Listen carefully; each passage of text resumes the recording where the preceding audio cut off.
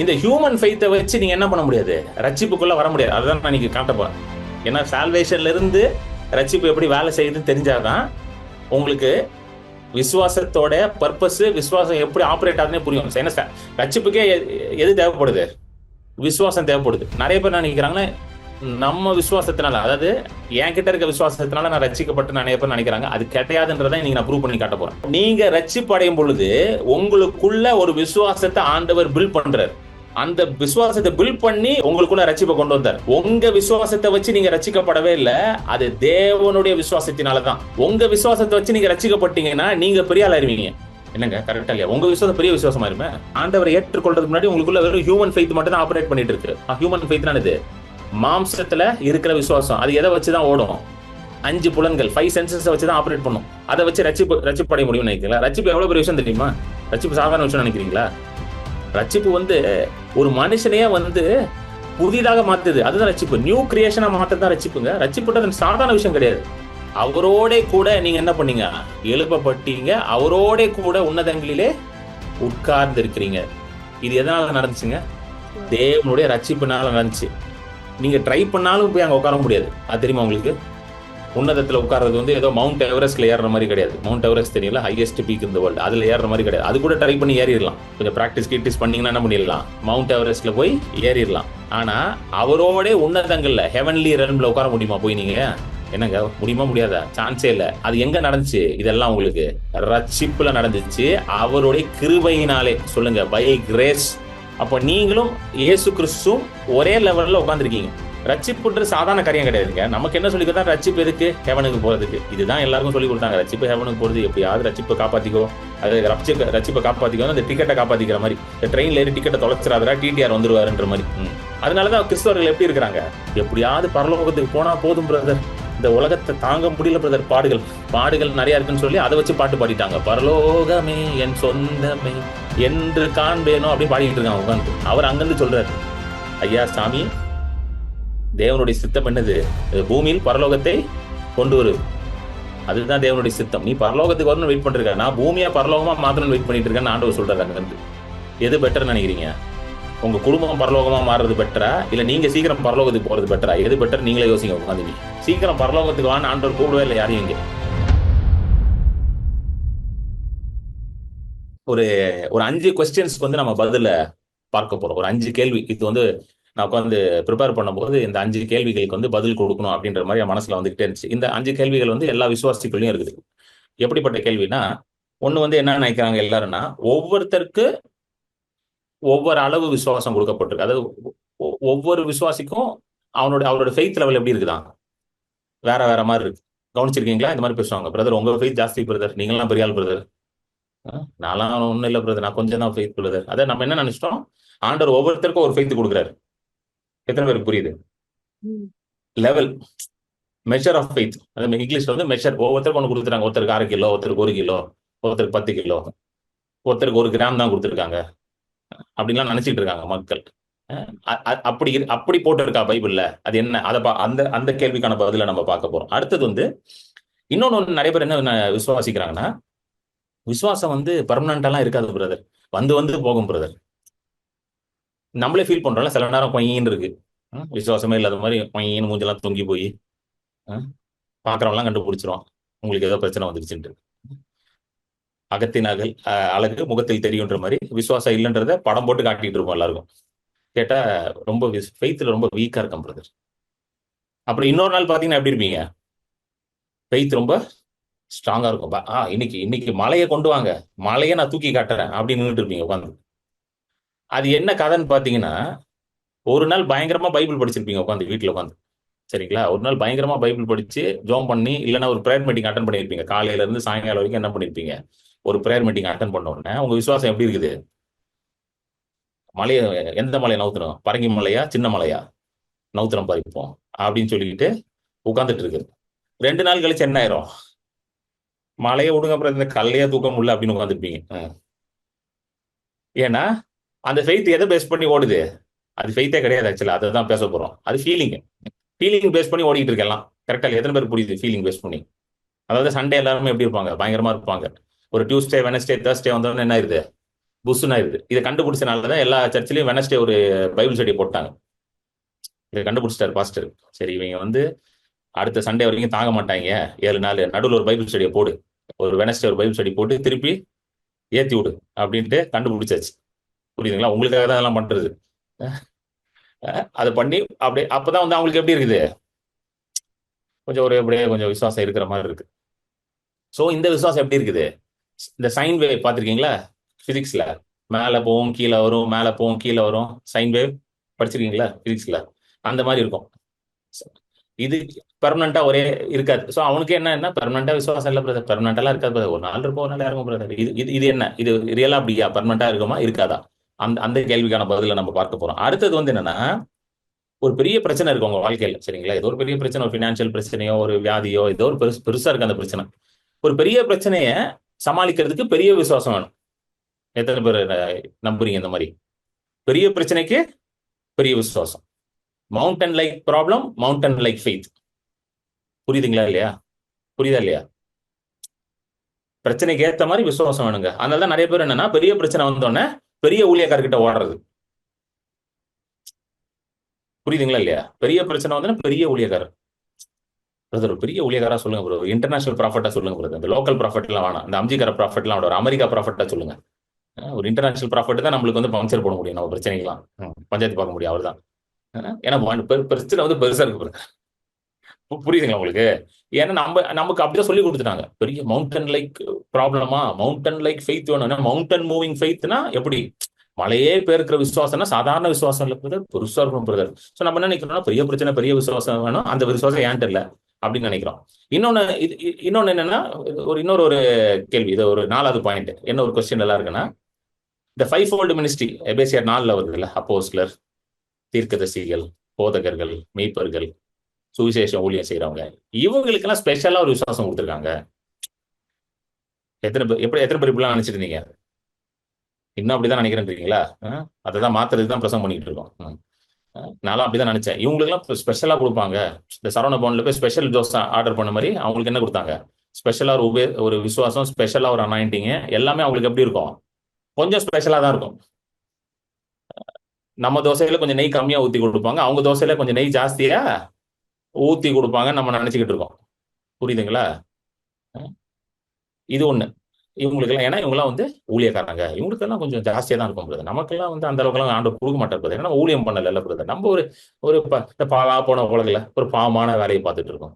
இப்படிதான் நினைச்சிட்டு இருக்காங்க பாதி பேர். ஊழியம் மட்டும்தான் பெரிய உன்னதமான வேலை, மிச்சதெல்லாம் பாவமான வேலை அப்படின்னு நினைச்சிட்டு இருக்காங்க. அதெல்லாம் தப்பு பாருங்க. அப்படிலாம் எங்கேயும் பைபிள்ல போடவே இல்லை. ஹல்லேலூயா, ஆமென். 5வது ஒரு கேள்வி என்னன்னா, ஆண்டவர் இந்த இந்த விசேஷமான, அதாவது எப்படி சொல்றதுன்னா, இந்த இந்த ஃபெய்த் இருக்கு பாத்தீங்களா? எந்த மாதிரி ஃபெய்த்னா, இந்த அற்புதங்கள் செய்யற விசுவாசம், gifts of healings, gift of miracles. அதுல 1 கொரிந்தியர் 11 வந்து இந்த 9 gifts of the holy spirit வருது பாத்தீங்களா? படிச்சிருக்கீங்களா? அறிவை உணர்த்தும் இது வசனம், ஞானத்தின் ஆவி, அப்புறம் கிஃப்ட் ஆஃப் ஃபெய்த். இந்த மாதிரி வந்து ஸ்பெஷலா கிஃப்ட்லாம் ஆப்ரேட் பண்றதுக்கு ஆண்டவர் வந்து ஒரு ஸ்பெஷலா என்ன பண்ணுவாரு? ஒரு விசுவாசத்தை வச்சிருக்காரு. அது வந்து எல்லாருக்கும் என்ன பண்ண போறது இல்லை, கொடுக்கறது இல்லை. ஸோ எல்லாருமே ஹீலிங் பண்ண முடியாது, எல்லாருமே என்ன பண்ண முடியாது, மிரக்கல் பண்ண முடியாது. ஏன்னா அதுக்கு ஒரு ஸ்பெஷலா ஒரு விசுவாசம் தேவைப்படுது. எத்தனை பேருக்கு புரியுது இதெல்லாம்? அதனாலதான் என்ன பண்றோம், ஹீலிங்னா ஹீலிங் இவாஞ்சலிஸ்ட் போறது, வேற ஏதாவது ஒரு அற்புதம் வேணா அந்த மாதிரி ஒரு பெரிய அற்புத ஊழியம் பண்றவங்க அவங்க கிட்ட போறது. என்கிட்ட ஒருத்தர் பேசினாரு, ஒரு பிரதர் வந்து என்கிட்ட கேட்டார். நான் பேசிட்டு, நீங்க என்ன மினிஸ்ட்ரி பண்றீங்க அப்படின்னா, நான் சொன்னேன், இந்த மாதிரி மினிஸ்ட்ரி பண்றேன், இவாஞ்சலிஸ்ட், பிரசங்கம் ப்ரீச் பண்றேன், மெயினா ஹீலிங் மினிஸ்ட்ரி பண்றேன். ஓ, பவர் மினிஸ்ட்ரி பண்றீங்களா அப்படின்னாரு. பவர் மினிஸ்ட்ரினா என்ன அர்த்தம்? பவர் அப்படின்னு கேட்டான் பால் கையை நீட்டினா என்ன ஆயிரும்? ஒரு இதுக்காக சொல்றேன். அதான் பவர் மினிஸ்ட்ரி. ஒரு ஹீலிங் நடந்தா உடனே பவர் மினிஸ்ட்ரி. வெறும் பிரசங்கம் பண்றேன்னா அது பவரே இல்லாத மினிஸ்ட்ரி பிரதர். அவர் வாயிலேயே பேசிட்டு இருப்பார் பிரதர், ஒன்னும் செய்ய மாட்டார் பிரதர். அப்படி கிடையாது. தேவனுடைய வார்த்தை தான் பவரே. சொல்லுங்க, தேவனுடைய வார்த்தை தான் பவர். எல்லா மினிஸ்ட்ரியுமே பவர் மினிஸ்ட்ரி தான். வார்த்தையை ஒழுங்கா பிரசங்கம் பண்ணா பவர் ஆட்டோமேட்டிக்கா போகும். ஏன்னா ஏசை 55 தெளிவா போட்டிருக்கு, என்னுடைய வார்த்தை அது எதற்காக அனுப்பப்பட்டுச்சோ அதை நிறைவேற்றும், அது வெறுமையாக என்ன பண்ணாதான் திரும்பாது. His word will prosper in the purpose for which it is sent. Isaiah 55 verse 10 and 11. வார்த்தையா பிரசங்கம் பண்ணுங்க வச்சுக்கோங்க, அது பவர் தான். தப்பா பிரசங்கம் பண்ணா தவறாயிடும் அது. புரியுதுங்களா? ஸோ அது ஒன்று இருக்கு. ஸோ இதுக்கெல்லாம் ஒரு ஸ்பெஷல் ஃபெய்த் இருக்கு அப்படின்னு நினைக்கிறோம். ஸோ இதுக்கான ஆன்சர்ஸ் எல்லாம் நம்ம பார்க்க போறோம். ஒரே நாளில் பார்க்க முடியாது. ஸோ முடிஞ்ச வரைக்கும் இன்னைக்கு பார்ப்போம், மிச்சத்தை நம்ம அடுத்த வாரம் பார்ப்போம். சரிங்களா? அப்படியே கண்டினியூஸாக பார்க்க போறோம். ஸோ நீங்க போன வாரத்துல இருந்து அப்படியே பார்த்தீங்கன்னா ஒரு இது மாதிரி ஒரு கண்டினியூஸா நீங்க உங்களுக்கு புரியும். போன வாரத்துல இருந்து பாருங்க, அப்படியே பார்த்தீங்கன்னா கண்டினியூஸா புரியும் உங்களுக்கு. ஆமென். ஸோ இப்போ விசுவாசம் வந்து அன்றாட வாழ்க்கைக்கு கொடுக்கப்பட்டிருக்கு. அது நம்ம போன வாரம் பார்த்தோம். எல்லாத்துக்கும் டெய்லி லைஃப்க்கு தான் ஃபெய்த் கொடுக்கப்பட்டிருக்கு. லூக்கா 17 பார்த்தோம், ஒரு ஊமை ஆண்டவர் அழகா பேசுறாரு. எப்படி வந்து விசுவாசம் வந்து ஒரு வேலைக்காரன மாதிரி இருக்கான். நீங்க டெய்லி அவனை யூஸ் பண்ணலாம் விசுவாசத்தை. எப்படி வேலைக்காரனை வந்து நீங்க சொன்னதெல்லாம் கேட்கறானோ ஊழியக்காரன், அதே போல விசுவாசமும் நீங்க சொன்னதெல்லாம் கேட்கும். அப்படிதான் சொல்லியிருக்காரு. ஆமே. ஏன் அப்படின்னா ஆண்டவருடைய சித்தமே எப்படி இருக்குன்னா, ஒரு மனுஷன் வந்து விசுவாசத்துலதான் நடக்கணுமா. 2 கொரிந்தியர் 5:7 போடுங்க. 2 கொரிந்தியர்ஸ் 5:7. சிஸ்டர், இது வந்து இங்கிலீஷ்ல வந்து 5:7, தமிழ்ல வந்து நாம் தரிசித்து விசுவாசத்தில் நடக்கிறோம், தரிசித்து நடக்கல அப்படின்னு வரும் பாருங்க. முந்தின வசனமா நாம் தரிசித்து நடவாமல் விசுவாசித்து நடக்கிறோம். நாம் தரிசித்து நடவாமல் விசுவாசத்தில் நடக்கிறோம். தரிசித்து நடவாமல்னா பார்த்து நடக்கலாம். பார்த்து நடது நம்ம என்ன பார்க்கிறோம், என்ன ஃபீல் பண்றோம், நம்மளுடைய ஃபீலிங்ஸை வச்சு, நம்மளுடைய உணர்ச்சிகளை வச்சு, அதுதான் தரிசித்து நடப்பது. we don't walk by sight, we walk by faith. Pavul எழுதுறார். சோ ஆண்டவர் வந்து ஒவ்வொரு விசுவாசியும் எப்படி இந்த உலகத்துல வாழணும்னு நினைக்கிறாருன்னா, அவன் பார்க்கிறத வச்சு அவன் என்ன பண்ணக்கூடாது, வாழக்கூடாது. அவன் விசுவாசத்தினாலே தான் வாழணும். இதுதான் ஆண்டவருடைய பிளான். அதனாலதான் பாத்தீங்கன்னா ஆண்டவர் வந்து தம்முடைய விசுவாசத்தை நமக்கு கொடுத்திருக்கிறார். ஹல்லேலூயா. அதை தான் நம்ம பார்க்க போறோம். we are going to see that only. God has given his faith. So 2 faith இருக்கு. ஃபெய்த்லயே வந்து ஒரு 2 டைப் சொல்லலாம். அது வந்து ஒண்ணுன்னா ஹியூமன் ஃபெய்த், அதாவது மனுஷன் மாம்சீக விசுவாசம், ஒரு மனுஷீக விசுவாசம், ஹியூமன் ஃபெய்த். ஹியூமன் ஃபெய்த் வந்து பாத்தீங்கன்னா எல்லாருக்குள்ளயும் இருக்கு. ரசிக்கப்பட்டவங்களும் இருக்கு, ரசிக்கப்படாதவங்களும் இருக்குது. எல்லாருக்குள்ளயும் ஒரு ஃபெய்த் ஆப்ரேட் ஆகுது. அது பேர் ஹியூமன் ஃபெய்த்.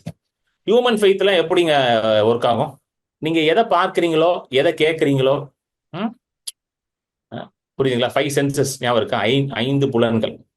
5 புலன்கள் என்னது? பார்க்கிறது, கேட்கிறது, அப்புறம் என்னது? டேஸ்ட், ஸ்மெல் பண்றது, தொடர்றது, டேஸ்ட், ஸ்மெல்லு, டச்சு, சீயிங், இந்த 5 புலன்கள். இதை வச்சுதான் ஹியூமன் ஃபெய்த் வந்து ஆப்ரேட் ஆகுது. புரியுதுங்களா இல்லையாங்க? புரியுதுங்களா? ஸோ இப்போ நம்ம ஒரு விஷயத்த பார்க்குறோம், பார்த்தோன்னே இதுதான் வந்து உண்மை, இதுதான் சத்தியம் அப்படின்னு சொல்லி என்ன பண்ணுது? ஹியூமன் ஃபெய்த் வந்து ஒர்க் ஆகுது. இப்போ நியூஸ்ல வந்து போடுறான் பாத்தீங்களா, மாசம் மாசம் போடுறான் சென்னைக்கு போயில வரும்ட்டு. சென்னைக்கு என்னன்னு தெரியல, மாசம் மாசம் வருது ஏதோ ஒண்ணு. மாசம் மாசம் போடுறான். மாசம் மாசம் போட்டோன்னே நம்ம ஆளுங்க என்ன பண்றானுங்க, உலகமே அழிஞ்சு போற மாதிரி சூப்பர் மார்க்கெட் போய் எல்லாத்தையும் காலி பண்ணிட்டு வந்துருவானுங்க. நம்ம அதுக்கப்புறம் வந்து தக்காளியே கிடைக்காத மாதிரி எல்லா தக்காளியும் வாங்கிட்டு போயிடுவானுங்க. பாத்திருக்கீங்களா? இந்த புயல் டைம்ல சூப்பர் மார்க்கெட் எல்லாம் காலி ஆயிடுது. இது தெரிஞ்சு புயல் வரமாட்டேங்குது, இப்போ ஓடிடுது. அது அந்த பக்கம் ஓடிடுது. வரும்னா அது ஓடிடுது. அது சொல்லுது, டேய் நீங்க ஓவரா பண்றீங்கடா எல்லாரும், என்னமோ வந்து செகண்ட் கம்மிங்கே நடந்துருச்சு, உலகமே அழிய போகுது மாதிரி சூப்பர் மார்க்கெட்லாம் காலி பண்ணிடுறாங்க. அன்னைக்கெல்லாம் நான் போறேன், ஒண்ணுமே இல்லை. டேய் ஒரு நாள் மழை பெய்யுன்னு சொன்னாங்க, தக்காளி எங்கடா ஒரு தக்காளியும் இல்லை, மூட்டை மூட்டையை தூக்கி போயிட்டீங்க எல்லாம் வீட்டுக்கு அப்படின்ட்டு. என்ன பண்ண போறீங்க ஒரு நாளைக்கு? என்ன பண்ண போறீங்க அவ்வளவு தக்காளி வச்சு நீங்க? என் ஃப்ரெண்டு அன்னைக்கு போயிட்டு சூப்பர் மார்க்கெட் போய் சொல்றான், ஆனா அங்க போனா அவன் வந்து 15, 20, 30 மேகி பாக்கெட் எடுத்துட்டு போறானே. ஏய் 15, 30 மேகி பாக்கெட் வச்சு என்ன பண்ண போற நீ 2 நாள் லீவுக்கு? மிஞ்சி போனா 2 நாள் மழை பெய்ய போகுது. இதெல்லாம் என்னது? Human faith. ஹியூமன் ஃபெய்த் என்ன சொல்லும்? இனிமேல் உனக்கு சோறே கிடைக்காதுடா, இப்பவே வெங்காயத்தெல்லாம் வாங்கி போட்டுக்கோ, தக்காளி எல்லாம் வாங்கி போட்டுக்கோ, எல்லாத்தையும் வாங்கி போட்டுக்கோ அப்படின்னு நான் சொல்றதுனால எல்லாம் தப்புன்னு வாங்கி போடுவானுங்க. போயிட்டு கடைசியில ஒன்னும் யூஸ் ஆகாது. அடுத்த நாள் மழையே போயாது, நல்லா பல்ல இடிச்சிட்டு வெயில் அடிக்குது. இதுக்கு பேர் என்னது? Human faith. இது எதை வச்சு ரன் ஆகுது? அது என்ன கேட்குதோ, அது என்ன பாக்குதோ, கண் என்ன பாக்குதோ, உணர்ச்சிகள் என்ன சொல்லுதோ. அவர் சொன்னார், எதிர் வீட்டுக்கார் சொன்னார் பிரதர், பயங்கரமா மழை வருமா பிரதர், அவரு சொன்னார் பிரதர், டிவியில ஒருத்தர் சொன்னார் பிரதர். எத்தனை பேருக்கு புரியுது? இதுக்கு பேர் என்னது? Human faith. இந்த ஹியூமன் ஃபெய்த்தை வச்சு நீங்க என்ன பண்ண முடியாது? ரட்சிப்புக்குள்ள வர முடியாது. அதுதான் நான் இன்னைக்கு காட்ட போறேன். ஏன்னா சால்வேஷன்ல இருந்து ரட்சிப்பு எப்படி வேலை செய்யுதுன்னு தெரிஞ்சாதான் உங்களுக்கு விசுவாசத்தோட பர்பஸ், விசுவாசம் எப்படி ஆப்ரேட் ஆகுதுன்னே புரியும். ரட்சிப்புக்கே எது தேவைப்படுது? விசுவாசம் தேவைப்படுது. நிறைய பேர் என்ன நினைக்கிறாங்கன்னா, நம்ம விசுவாசத்தினால, அதாவது என்கிட்ட இருக்க விசுவாசத்தினால நான் ரட்சிக்கப்பட்டு நிறைய பேர் நினைக்கிறாங்க. அது கிடையாதுன்றதை இன்னைக்கு நான் ப்ரூவ் பண்ணி காட்ட போறேன். எத்தனை பேருக்கு புரியுது? நான் ரொம்ப நாள் நினைச்சேன், நான் புரியவும் போல என் விசுவாசத்தினால நான் ஆண்டவர் ஏத்துக்கொண்டோம் போலன்ட்டு. ஏதோ நான் தான் ஒரு நாள் ஆண்டவரே என் வாழ்க்கைக்குள்ள வாங்க அப்படின்னு சொன்னேன். அதான் தமிழ்நாட்டுல ஒரு சிஎம் இருந்தார், இறந்து போயிட்டாரு அவரு. அவர்கிட்ட ஒரு நாள் போய் கேள்வி கேட்டிருக்காங்க. அவர் வந்து கடவுள்லாம் நம்ப மாட்டாரு அந்த சிஎம். அவர்கிட்ட என்ன கேள்வி கேட்டாங்கன்னா, இயேசு நீங்க ஏற்றுக்கொள்வீங்களா அப்படின்னு. அவர் என்ன திரும்ப சொல்லியிருக்காரு, நான் ஏற்றுக்கொள்றேனோ இல்லையோ அவர் என்னை ஏற்றுக்கொள்வாரா அப்படின்னு கேட்டிருக்காரு. கரெக்டான கேள்வி தானே? நான் ஏற்றுக்கொள்றது முக்கியம் இல்ல, அவர் என்னை ஏற்றுக்கொள்வாரா, நான் ஏற்றுக்கொள்வது முக்கியம் இல்லை, அவர் என்னை ஏற்றுக்கொள்வாரா அப்படின்னு அவரு சூப்பரா அவர் சொன்னார். எனக்கு அந்த அளவுக்கு மிமிக்ரி வரல. அதுதான் உண்மை. ரட்சிப்பு என்பது கர்த்தர் என்னை ஏற்றுக்கொள்வது.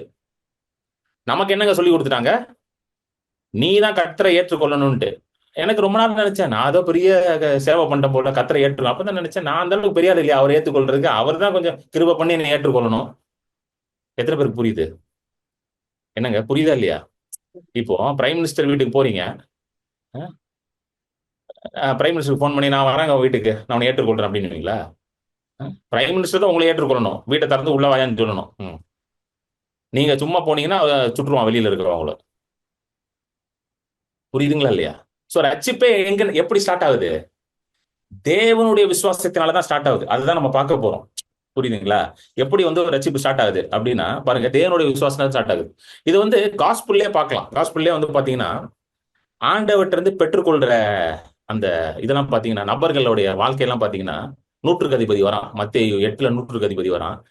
யூதன் கிடையாது, தேவனா யாருன்னே தெரியாது. ஆனா அவனுக்கு யாரோ ஒரு நற்செய்தியை சொல்லியிருக்காங்க. இயேசு என்ற ஒரு தீர்க்கதரிசி இஸ்ரவேல்ல என்ன பண்ணியிருக்காரு, எழும்பி இருக்கிறாரு, அவர் ஒரு தேவ மனிதர், அவர் இடத்துல போனீங்கன்னா உங்களுக்கு என்ன கிடைக்கும், உங்க வேலைக்காரனுக்கு சுகம் கிடைக்கும்னு ஒரு செய்தி அவருக்கு வந்துருச்சு. அந்த செய்தியை கேட்ட உடனே அவருக்குள்ள ஒரு விசுவாசம் வேலை செய்யுது. அந்த விசுவாசத்தின் மூலமா என்ன நடந்துச்சு, அவருடைய வேலைக்காரனுக்கு சுகம் நடக்குது. இயேசு வந்து அவர் வீட்டுக்கு போல, கையை வச்சு ஜெபம் பண்ணல. இவன் சொல்றான், ஆண்டவரே நீங்க ஒரு வார்த்தையை சொல்லுங்க ஆண்டவரே, உங்களுடைய வார்த்தையில அவ்வளவு ஒரு அதிகாரம் இருக்கு, வல்லம் இருக்குது, நீங்க ஒரு அதிகாரம் உள்ள ஒரு மனுஷன் ஆண்டவரே, அதை நான் விசுவாசிக்கிறேன், நீங்க வார்த்தை சொல்லுங்கன்னு ஒண்ணு அங்க என்ன நடக்குதுங்க, ஒரே அந்த நேரத்துல சுகம் நடக்குது. ஒன்லி ஸ்பீக் அ வேர்ட், ஒரு வார்த்தை மாத்திரம் சொல்லும், அப்பொழுது ஏன் வேலைக்காரன் சொஸ்தமாவான். நீங்க இவ்வளவு தூரம் வரலாம் வேண்டாம் ஆண்டவரே. எப்படி எப்படி இது என்ன ஹியூமன் ஃபெய்த்னு நினைக்கிறீங்களா? சொல்லுங்க, இது ஹியூமன் ஃபெய்த்தா இருக்க முடியுமா?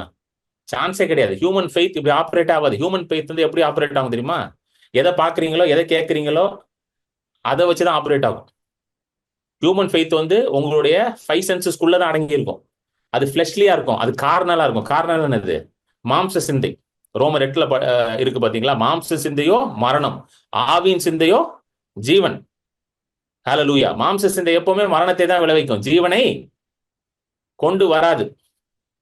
ரோமர் 8:6. சோ அது ஒண்ணு நடக்குது. அதே பாத்தீங்கன்னா மத்தேயு 15 மார்க் 7ல பாத்தீங்கன்னா, ஒரு Syrophoenician woman, Greek by birth. Mark 7ல வந்து இன்னும் நிறைய இது கொடுத்துருக்காங்க. சைரோஃபினிஷியன், கிரீக் பை பர்த்னா சைரோஃபினிஷியன், ஒரு சிறிய நாட்டுல இருந்து வந்த ஒரு உமனு, கிரேக்க நாடுல பிறந்தவர், கிரீக் பை பர்த், ஆண்டவர் அறியாத ஒரு பின்னணியில இருந்து வரா. இன்ஃபேக்ட் வந்து யூதர்கள் வந்து அவங்களெல்லாம் ஏற்றுக்கொள்ளவே மாட்டாங்க. யூதர்கள் வந்து அவங்கள நாய் மாதிரி தான் பார்ப்பாங்க. அவள் வந்து தன்னுடைய மகளுக்கு பிசாசு பிடிச்சிருக்குன்னு இயேசு பின்னாடியே வந்து சுகத்தை பெற்றுக்கொண்டு போறான். இதெல்லாம் நம்ம பிரசங்கம் பண்ணியிருக்கோம்.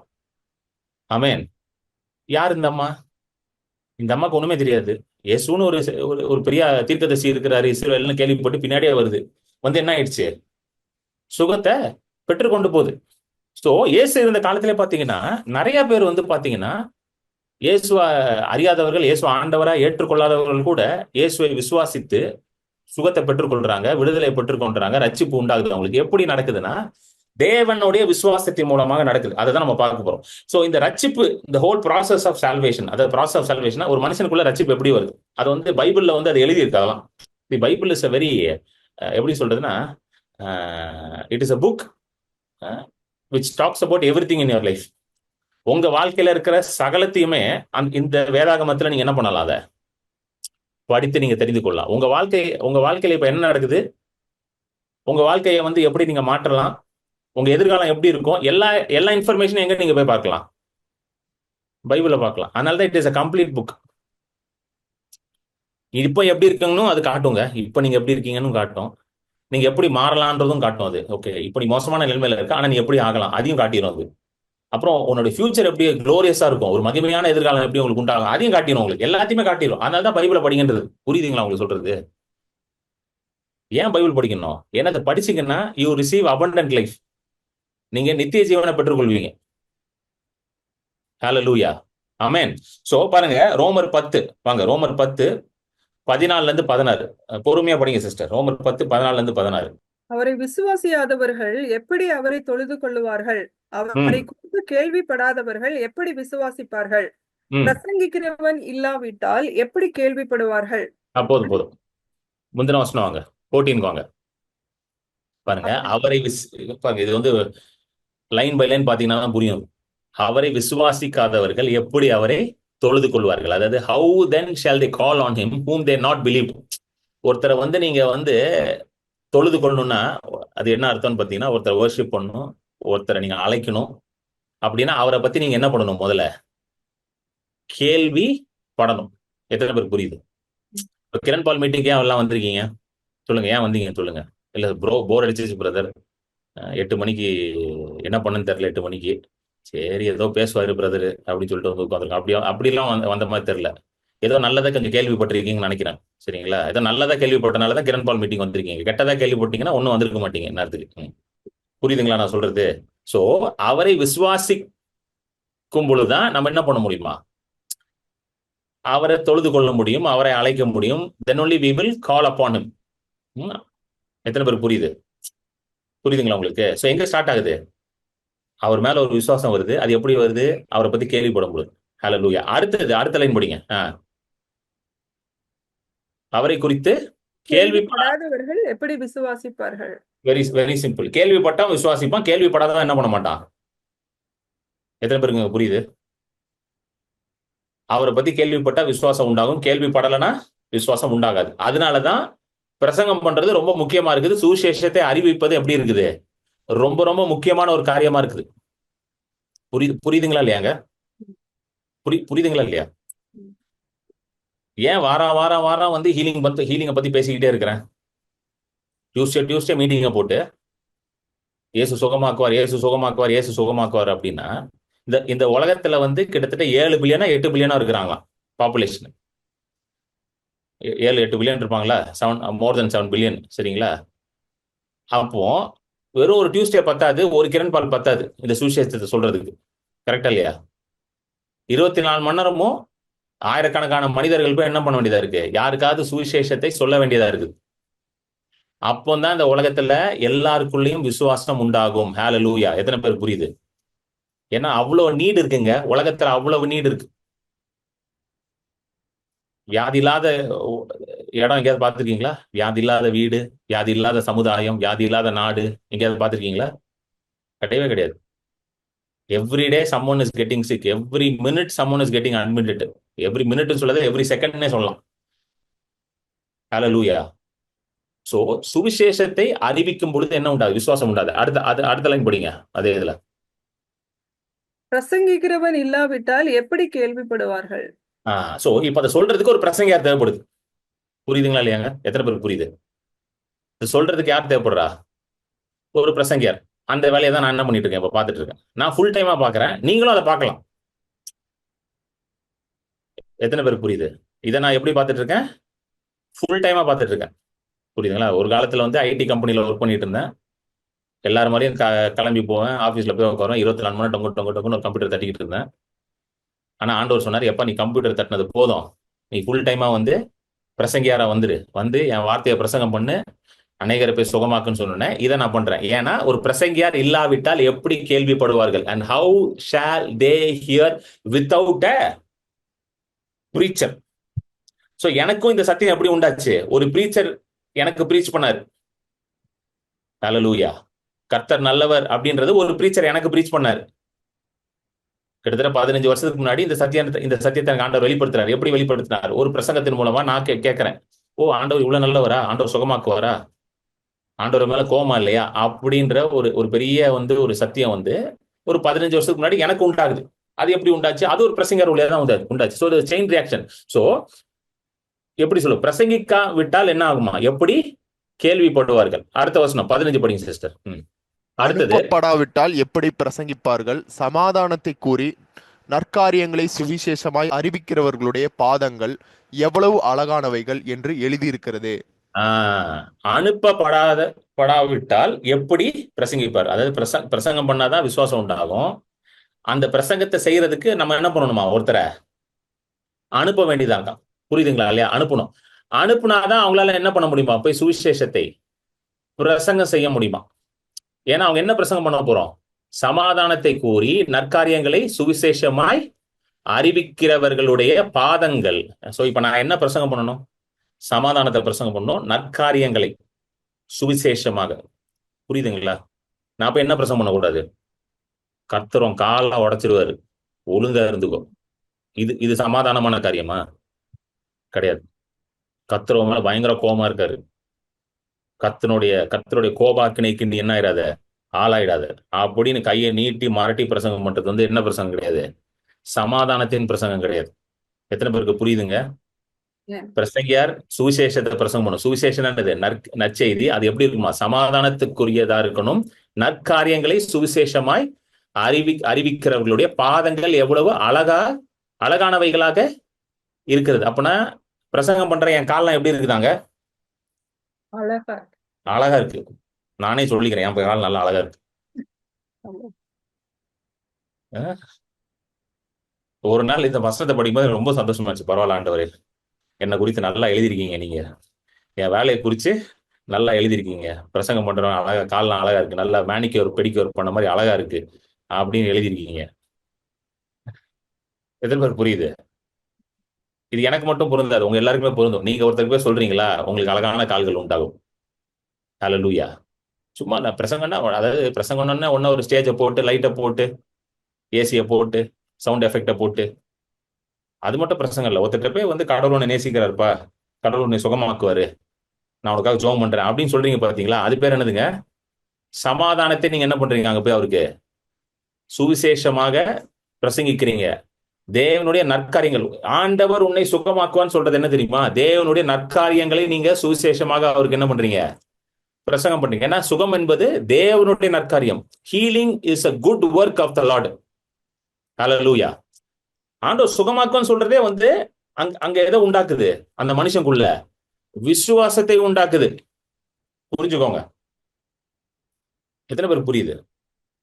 நீங்க நினைக்கலாம் நான் பெரிய ஹீலிங் எவாஞ்சலிஸ்ட் இல்ல. கிடையாது. நீங்க தேவனுடைய புள்ள. ஹீலிங் எவாஞ்சலிஸ்ட்லாம் அப்புறம் தான். தேவனுடைய புள்ள தான் முதல் ஐடென்டிட்டி. ப்ராஃபட், ஹீலிங் எவாஞ்சலிஸ்ட்லாம் நெக்ஸ்ட். ஃபர்ஸ்ட் ஐடென்டிட்டி என்ன? முதல் அடையாளம் என்னங்க உங்களுக்கு? நான் தேவனுடைய பிள்ளை. ஹல்லேலூயா. சொல்லுங்க, நான் தேவனுடைய பிள்ளை. அதெல்லாம் நெக்ஸ்ட் தான். ஹீலிங் எவாஞ்சலிஸ்ட், ப்ராஃபட், டீச்சர், பாஸ்டர்லாம் அடுத்தது தான். அது பெருசு கிடையாது. அவருடைய பிள்ளையா இருக்கிறான், அதுதான் எனக்கு எல்லாத்தையோட மேன்மையானது. ஹல்லேலூயா. ஆமென். சோ இதை நீங்க செய்யற, பிரசங்கிக்கும் பொழுது நீங்க சமாதானத்தை பிரசங்கிக்கிறீங்க, தேவனுடைய நல்காரியங்களை நீங்க அறிவிக்கிறீங்க. உங்களுடைய பாதங்கள் எப்படி இருக்குதா? அருமையா இருக்குதா? ஆண்டவர் பார்வையில அழகாக இருக்கிறதா போட்டுட்டு அடுத்த வசனத்தை சொல்றாரு பாருங்க பவுல். ஆனாலும் சுவிசேஷத்துக்கு எல்லாரும் கீழ்ப்படியவில்லை. அதை குறித்து ஏசாயா, கர்த்தாவே எங்கள் மூலமாய் கேள்விப்பட்டதை விசுவாசித்தவன் யார் என்று சொல்லுகிறான். போதும். சோ ஆனாலும் சொல்லுங்க, ஆனாலும் சுவிசேஷத்திற்கு எல்லாரும் கீழ்ப்படியவில்லை. இப்ப புரியுதுங்களா? எல்லாரும் கேட்கறாங்களா நீங்க சொல்றத? என்னங்க எல்லாரும் கேட்கறாங்களா? இப்ப நானே போய் சொல்றேன் ஆண்டவர் சுகமாக்குவான்னு, பாதி பேர் கேட்க மாட்டான். அது எப்படி சுகமாக்குவான்னு என்கிட்ட கேள்வி கேட்கறான் திருப்பி. அது கேட்கறவங்க ஃபுல்லா கிறிஸ்தவர்கள் தான். கிறிஸ்துவ அறியாதவங்க எல்லாம் அப்படியா பிரதர், ஏசப்பட்ட ஜோம் பண்ணுங்க பிரதர்ன்றாங்க. ரசிக்கப்பட்டு சபைக்கு போறவன் தான் அது எப்படி பண்ணுவாரு, அதெல்லாம் பண்ண மாட்டாரு அப்படின்னு என்கிட்ட சண்டைக்கு வரானுங்க. அதனாலதான் போட்டிருக்கு ஆனாலும். But not all have obeyed the gospel. சுவிசேஷத்துக்கு எல்லாரும் கீழ்ப்படியும். அப்படின்னா எல்லாரும் ஏற்றுக்கொள்றது இல்லை. ஆனாலும் நம்ம என்ன பண்றோம்? போய் உலகத்துக்கு கர்த்தர் நல்லவர் என்ற சுவிசேஷத்தை பிரசங்கித்துக் கொண்டுதான் இருக்கிறோம். எத்தனை பேருக்கு? அதுதான் நான் எல்லாத்தையும் சொல்லுவேன். Don't worry about the outcome. அதாவது அவங்க ஏத்துக்கிறான்றது முக்கியம் இல்லை, நம்ம சொல்லணும், அதுதான் முக்கியம். எத்தனை பேருக்கு புரியுதுங்க?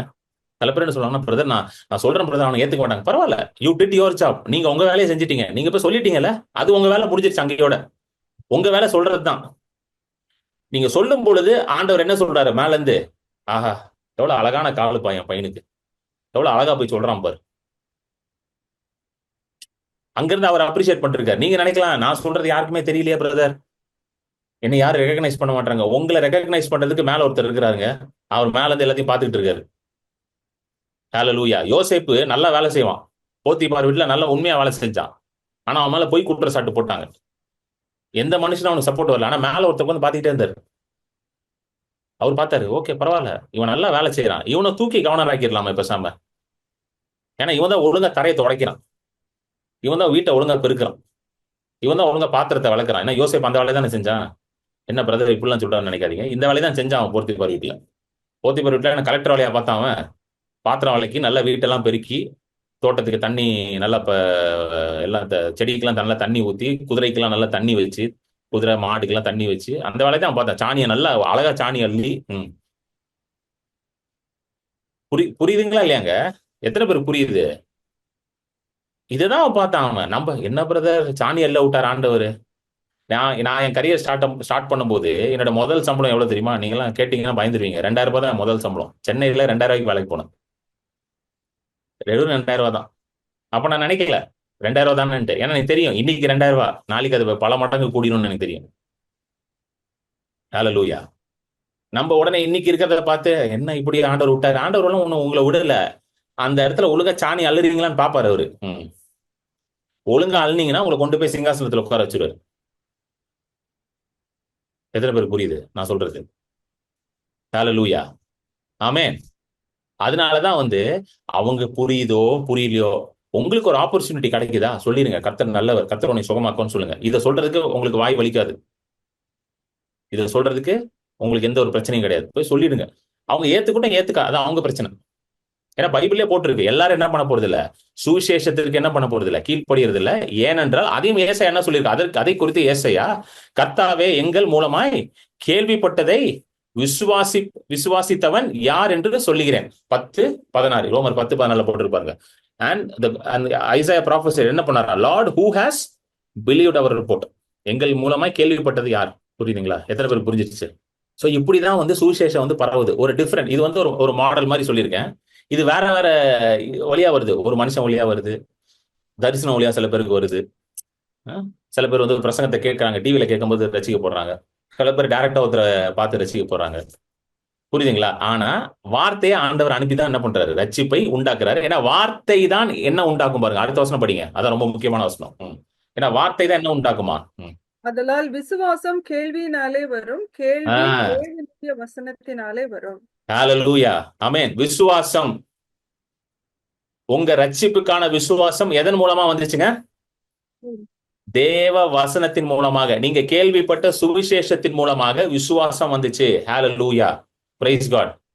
சோ நீங்க ரட்சிப்படையும் பொழுது உங்களுக்குள்ள ஒரு விசுவாசத்தை ஆண்டவர் பில்ட் பண்றார். அந்த விசுவாசத்தை பில்ட் பண்ணி உங்களுக்குள்ள ரட்சிப்பை கொண்டு வந்தார். உங்க விசுவாசத்தை வச்சு நீங்க ரட்சிக்கப்படவே இல்லை, அது தேவனுடைய விசுவாசத்தினாலதான். எத்தனை பேருக்கு புரியுது? உங்க விசுவாசத்தை வச்சு நீங்க ரட்சிக்கப்பட்டீங்கன்னா நீங்க பெரிய ஆள் ஆயிருவீங்க. என்னங்க கரெக்டா இல்லையா? உங்க விசுவாசம் பெரிய விசுவாசமா இருமே. இது உங்க விசுவாசம். ஏன்னா இது பாருங்க, ஆண்டவரை ஏற்றுக்கொள்றதுக்கு முன்னாடி உங்களுக்குள்ள வெறும் ஹியூமன் ஃபெய்த் மட்டும் தான் ஆபரேட் பண்ணிட்டு இருக்கு. ஹியூமன் ஃபெய்த் இது மாம்சத்துல இருக்கிற விசுவாசம். அது எதை வச்சுதான் ஓடும்? 5 புலன்கள், 5 சென்சஸ் வச்சுதான் ஆபரேட் பண்ணும். அதை வச்சு ரட்சிப்படைய முடியும்னு நினைக்கிறீங்களா? ரட்சிப்பு எவ்வளவு பெரிய விஷயம் தெரியுமா? ரட்சிப்பு சாதாரண விஷயம் நினைக்கிறீங்களா? ரட்சிப்பு வந்து ஒரு மனுஷனையே வந்து புதிதாக மாத்துது. அதுதான் ரட்சிப்பு. நியூ கிரியேஷனா மாத்ததான் ரட்சிப்புங்க. ரட்சிப்புன்றது சாதாரண விஷயம் கிடையாது. 2 Corinthians 5:17 போட்டிருக்காரு பவுல், கிறிஸ்துவுக்குள்ள இருக்கிற எவனும் புதிய சிஷ்யா இருக்கிறான். You become a new creation. புதுசா மாறுறீங்களா நீங்க? ரட்சிப்புல என்ன நடக்குது? நீங்க கிறிஸ்துவோட உன்னதத்துல உட்கார்றீங்க. எபேசியர் 2 போட்டிருக்கு. இப்ப நீங்க எல்லாம் எங்க உட்காந்துருக்கீங்க? என் வீட்டுல உட்காந்துருக்கீங்கன்னு சொல்லாதீங்க. அது வந்து உங்களோட physical position. Spiritually you know where your position is. Spiritual எங்க தெரியுமா இருக்கீங்க? உன்னதங்களிலே அவரோடு வீட்டில் இருக்கிறீங்க. வாங்க எபேசியர் 2, எபிஷியன்ஸ் 2.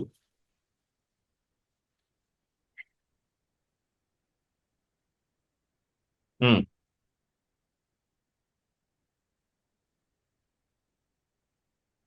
4 இருந்து படிங்க. 4, 5, 6. தேவனோ இரக்கத்தில் ஐஸ்வர்யம் உள்ளவராய் நம்மில் ம், அன்பு கூர்ந்த தம்முடைய ம், மிகுந்த அன்பினாலே ம். அக்கிரமங்களில் மரித்தவர்களாய் இருந்த நம்மை சொல்லுங்க, நீங்க எப்படி இருந்தீங்களா? மரித்தவர்களா இருந்தீங்க. You are a dead man. சொல்லுங்க, I was a dead man.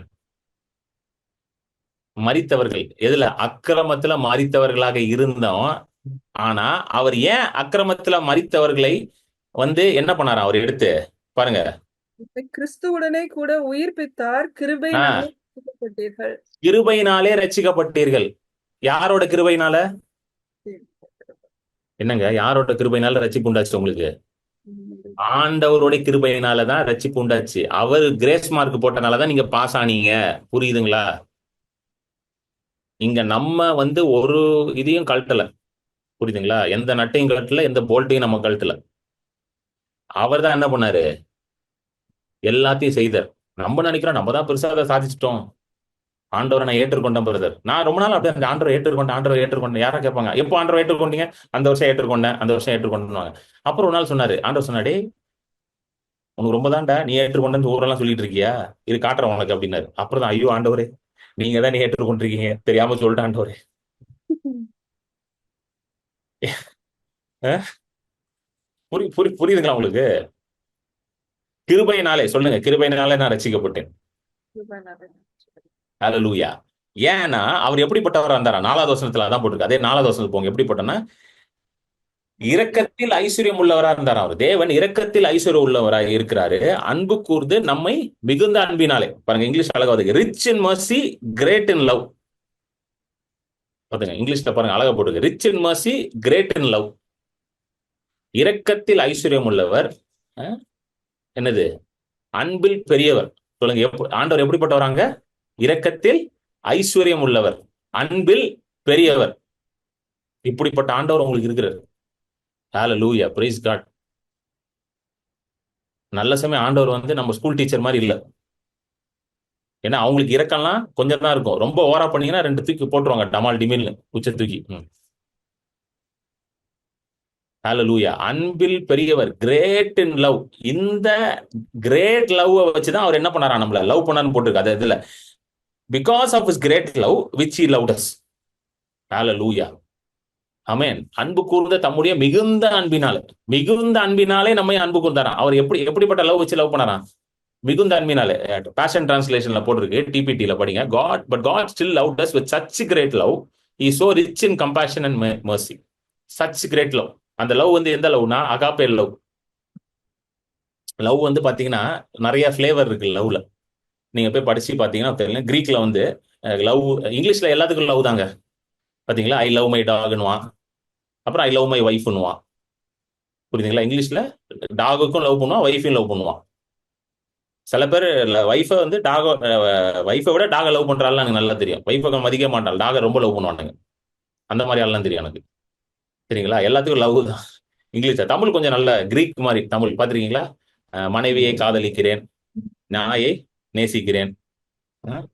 சரிங்களா? தமிழ் கொஞ்சம் கிரீக் மாதிரி நல்ல ரிச் லாங்குவேஜ். இங்கிலீஷ் 26 ஆல்பபெட் தான். ஒன்றும் பண்ண முடியாது, இவ்வளவுதான் பண்ண முடியும் இங்கிலீஷ்ல. 26 வச்சே வண்டி ஓட்டணும், அரைச்சமாவே அரைக்கணும். இங்கிலீஷ்ல வர வழியே இல்லை. எல்லாத்தையும் லவ் பண்ண வேண்டியதுதான். டாகல் லவ் பண்ணணும், வைப்பை லவ் பண்ணணும், எல்லாத்துக்கும் ஒரே லவ் தான். ஆனா கிரீக் அப்படி கிடையாது. கிரீக் தமிழ் மாதிரி நல்ல ஒரு லிட்ரேச்சர் உள்ள லாங்குவேஜ், டீப் லிட்ரேச்சர். அதுல லவ் கொஞ்சம் நிறைய இருக்குது. ஒரு கணவன் மனைவிக்குள்ள இருக்க லவ் ஈராஸ் அப்படின்வாங்க. ஃப்ரெண்ட்ஸ்குள்ள இருக்க லவ் ஃபீலியோ அப்படின்வாங்க. அந்த மாதிரி பிரதர்ஸ்குள்ள இருக்கிற லவ் வேற ஒரு பேர் இருக்கு. அது மாதிரி நிறைய இருக்கு. லவ்லயே நிறைய வேர்ட்ஸ் இருக்கு. அதுல தேவனுடைய அன்பு பாத்தீங்களா? இங்க பாத்தீங்களா? Rich in mercy great in love. அந்த லவ், தேவனுடைய அன்பு அகாப்பே அப்படின்ற ஒரு வார்த்தை யூஸ் பண்றாங்க. அந்த லவ் வேற எங்கேயுமே நீங்க பார்க்க முடியாதான். எத்தனை பேருக்கு புரியுது? இந்த அகாப்பே லவ் எங்கேயுமே பார்க்க முடியாது. கணவன் மனைவிக்குள்ள எந்த லவ் கிடையாதுங்க. அகாப்பே லவ் கிடையாது. லவ் இருக்குது, ஆனா அது எந்த லவ் கிடையாது? அகாப்பே லவ் கிடையாது. தாய்க்கும் பிள்ளைக்கும் லவ் இருக்குது, ஆனா எந்த லவ் கிடையாது?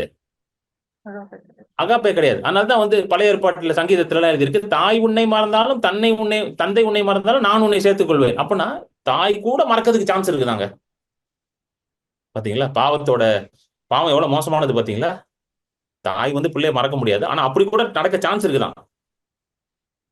அப்படி ஒண்ணு நடந்தாலும் ஆண்டவர் என்ன சொல்லிட்டாரு?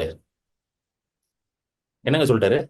நான் உன்னை மறக்க மாட்டேன். எத்தனை பேருக்கு புரியுது? பாருங்க, டிஃப்ரெண்ட் லவ்ஸ் போட்டுருக்கு பாருங்க. Storge, eros, philia, agape. So நமக்கு வந்து எந்த லவ் ஆண்டவர் வச்சிருக்காரு நம்ம மேல? Agape love, unconditional love. Unconditional லவ்ன்றது ஒரு வார்த்தை தான், அதுக்கு நிறைய டெஃபினிஷன் இருக்கு. ஹalleluya, ஆமென். சோ அப்படிப்பட்ட அன்பினால தேவன் நம்மளை அன்பு கூர்ந்து மரித்த பாவத்தில் மரித்த நம்மை கிறிஸ்துவுடனே உயிர்ப்பிக்க செய்து உன்னதங்களில நம்மள என்ன பண்ணிருக்காராம்? 2:5. அக்கிரமங்களில் மரித்தவர்களாயிருந்த நம்மை கிறிஸ்துவுடனே கூட உயிர்ப்பித்தார், கிருபையினாலே ரட்சிக்கப்பட்டீர்கள். கிருபையினால ரட்சிக்கப்பட்டீர்கள். அடுத்த வசனம். கிறிஸ்து இயேசுவுக்குள் அவர் நம்மிடத்தில் வைத்த தயவினாலே தம்முடைய கிருபையின் மகா மேன்மையான ஐஸ்வர்யத்தை வருங்காலங்களில் விளங்க செய்வதற்காக கிறிஸ்து இயேசுவுக்குள் நம்மை அவரோடே கூட எழுப்பி உன்னதங்களிலே அவரோடே கூட உட்காரவும் செய்தார். சோ உங்க ரட்சிப்பு என்ன பண்ணிருக்கு பாருங்க உங்களுக்கு. அவரோட கூட நீங்க என்ன பண்ணீங்க? எழுப்பப்பட்டீங்க. அவரோட கூட உன்னதங்களிலே உட்கார்ந்து இருக்கிறீங்க. இது எதனால நடந்துச்சுங்க? தேவனுடைய ரட்சிப்புனால நடந்துச்சு. நீங்க ட்ரை பண்ணாலும் போய் அங்க உட்கார முடியாது. அது தெரியுமா உங்களுக்கு? ஹலோ, நீங்க ட்ரை பண்ணாலும் போய் உன்னதத்துல ஏறி என்ன பண்ண முடியாது? உட்கார முடியாது. யார ட்ரை பண்ணிருக்கீங்களா? நான் ட்ரை பண்ண பிரதர். கஷ்டப்பட்டு ஏறி போன ட்ரை பண்ணா நடுவில் கொஞ்சம் சறுக்கி விட்டுருச்சு. உன்னதத்துல உட்கார்றது வந்து ஏதோ மவுண்ட் எவரெஸ்ட்ல ஏறுற மாதிரி கிடையாது. மவுண்ட் எவரெஸ்ட் தெரியல, ஹையஸ்ட் பீக் இந்த வேர்ல்டு, அதுல ஏறுற மாதிரி கிடையாது. அது கூட ட்ரை பண்ணி ஏறிடலாம். கொஞ்சம் ப்ராக்டிஸ் கீட்டிஸ் பண்ணீங்கன்னா என்ன பண்ணிடலாம்? மவுண்ட் எவரெஸ்ட்ல போய் ஏறிடலாம். ஆனா அவரோட உன்னதங்கள்ல ஹெவன்லி ரெல்ம்ல உட்கார முடியுமா போய் நீங்க? என்னங்க, முடியுமா? முடியாதா? சான்ஸே இல்ல. அது எங்க நடந்துச்சு? இதெல்லாம் உங்களுக்கு ரட்சிப்புல நடந்துச்சு. அவருடைய கிருபையினாலே. சொல்லுங்க, பை கிரேஸ். ஏன்னா அவர் என் மேல இரக்கத்தில் ஐஸ்வர்யம் உள்ளவரா இருக்கிறாரு, அன்பில் பெரியவராக இருக்கிறார். He has great love and great and rich mercy upon me. எத்தனை பேர் புரியுதுங்க? அவரோட உட்கார வச்சிருக்கிறா. இப்போ உங்க பொசிஷன் எங்கங்க இருக்கு? அவரோட உட்காந்துருக்கீங்க. இப்போ நீங்க அவர்லாம் ஒரே இது. ஹalleluya. இது புரிஞ்சிருச்சுன்னா நீங்க பயப்படவே மாட்டீங்க வாழ்க்கையில. அவர் வந்து 4 ஸ்டெப் மேல உட்காந்துருக்காரு, நீங்க 4 ஸ்டெப் கீழே எல்லாம் உட்காரல. சொல்லுங்க, அவரோட ஒரே மாதிரி உட்காந்து. அப்படின்னா லிட்டரலா வந்து நீங்க அவர்லாம் பக்கத்து சேர் போட்டு உட்காந்துருக்கீங்க. கிங்ஸ் அசம்பிளி, அதாவது கிங்ஸ் அசம்பிளினா ராஜாக்களுடைய இதுல பாத்தீங்கன்னா, கோர்ட்ல அந்த இதுல பாத்தீங்கன்னா கிங் உட்காந்துருப்பாருல. கிங் வந்து த்ரோன்ல உட்காந்துருப்பாரு, சிங்காசனத்துல. அந்த சிங்காசனம் வந்து கொஞ்சம் மேல இருக்கும், கரெக்டா? அப்புறம் மத்தவங்க எல்லாம் உட்காந்துருப்பாங்க, மந்திரிகள், போர் சேவகர்கள், அந்த கமாண்டரு, அவங்களாம் கொஞ்சம் கீழே அப்படி சைட்ல உட்காந்துருப்பாங்க. அவங்க கூட பக்கத்துல உட்காந்துருப்பாங்களா? என்னங்க, பக்கத்துல உட்காந்துருப்பாங்க யாரும்? பக்கத்துல யார் உட்காருவா? ஒருத்தர் உட்காருவாரு. அது யார் தெரியுமா? கிங்கோட பையன் உட்காந்துருப்பாரு. எத்தனை பேர் புரியுது? பக்கத்துல ஒருத்தர் உட்காருவாருங்க. அவர் யார் உட்காருவாரு? கிங்கோட பையன் உட்காருவாரு. மத்தவங்க எல்லாம் எங்க உட்காந்துருப்பான்? எவ்வளவு பெரிய ஆளா இருந்தாலும் அவன் எங்க உட்காந்துருப்பான்? ஒரு படி கீழே தான் உட்காந்துருப்பான், கோர்ட்ல, கிங்ஸ் கோர்ட்ல. ஆனா நீங்க தேவனுடைய ராஜ்யத்துல, தேவனுடைய கோர்ட்ல எங்க உட்காந்துருக்கீங்க? அவரோட உட்காந்துருக்கீங்க. இந்த படத்துல போட்டிருக்காங்க பாருங்க, மடியிலே உட்காந்துருக்கீங்க. அப்ப நீங்களும் இயேசு கிறிஸ்துவும் ஒரே லெவல்ல உட்காந்துருக்கீங்க. ஹalleluya, praise God. புரியுதுங்களா உங்களுக்கு சொல்றது? ரட்சிப்புன்றது சாதாரண காரியம் கிடையாதுங்க. நமக்கு என்ன சொல்லி கொடுத்தா, ரட்சிப்பு எதுக்கு? ஹெவனுக்கு போறதுக்கு. இதுதான் எல்லாருக்கும் சொல்லி கொடுத்தாங்க. ரட்சிப்பு ஹெவனுக்கு போறது, எப்படியாவது ரட்சிப்பை காப்பாத்திக்கோ, அது ரட்சிப்பை காப்பாத்திக்கோ, அந்த டிக்கெட்டை காப்பாத்திக்கிற மாதிரி. இந்த ட்ரெயின்ல ஏறி டிக்கெட்டை தொலைச்சிடாதரா, டிடிஆர் வந்துருவாருன்ற மாதிரி. கரெக்டா இல்லையா? முந்தியெல்லாம் வந்து இந்த டிக்கெட் பேப்பர்ல கொடுப்பாங்க. இப்பெல்லாம் டிஜிட்டல் டிக்கெட், எல்லாம் போன்லயே முடிச்சுட்டு போயிட்டே இருக்கலாம். பத்திரமா வச்சுக்கோன்னு வாங்க, டிடிஆர் வந்துருவாரு அப்படின்ட்டு. அந்த மாதிரி பத்திரமா வச்சுக்கோடா ரட்சிப்பை. சடனா செக்கிங் வந்துருவாரு ஆண்டவர். அப்புறம் விட்டு போயிடுவார், பஸ் விட்டு போயிடுவோம், ட்ரெயின்ல இறக்கி விட்டுருவாங்க. அதுக்கு மட்டும் ரட்சிப்பு கொடுக்கலங்க, நல்லா புரிஞ்சுக்கோங்க. அதனாலதான் கிறிஸ்தவர்கள் எப்படி இருக்கிறாங்க? எப்படியாவது பரலோகத்துக்கு போனா போதும் பிரதர், இந்த உலகத்தை தாங்க முடியல பிரதர். பாடுகள் அநேகமா இருக்குன்னு சொல்லி நிறைய பாட்டெல்லாம் பாடிட்டாங்க அதை வச்சு. கரெக்டா? பாடுகள் நிறைய இருக்குன்னு சொல்லி அதை வச்சு பாட்டு பாடிட்டாங்க. பரலோகமே என் சொந்தமே என்று காண்பேனோ அப்படின்னு பாடிட்டு இருக்காங்க உட்காந்து. அவர் அங்கிருந்து சொல்றாரு, ஐயா சாமி, தேவனுடைய சித்தம் என்னது? பூமியில் பரலோகத்தை கொண்டு வருது. அதுதான் தேவனுடைய சித்தம். நீ பரலோகத்துக்கு வரணும்னு வெயிட் பண்ணிருக்க, நான் பூமியா பரலோகமா மாத்தணும்னு வெயிட் பண்ணிட்டு இருக்கேன்னு ஆண்டவர் சொல்றாரு அங்க இருந்து. என்னங்க, எது பெட்டர் நினைக்கிறீங்க? உங்க குடும்பம் பரலோகமா மாறுறது பெட்டரா, இல்ல நீங்க சீக்கிரம் பரலோகத்துக்கு போறது பெட்டரா? எது பெட்டர் நீங்களே யோசிங்க உட்காந்து. நீ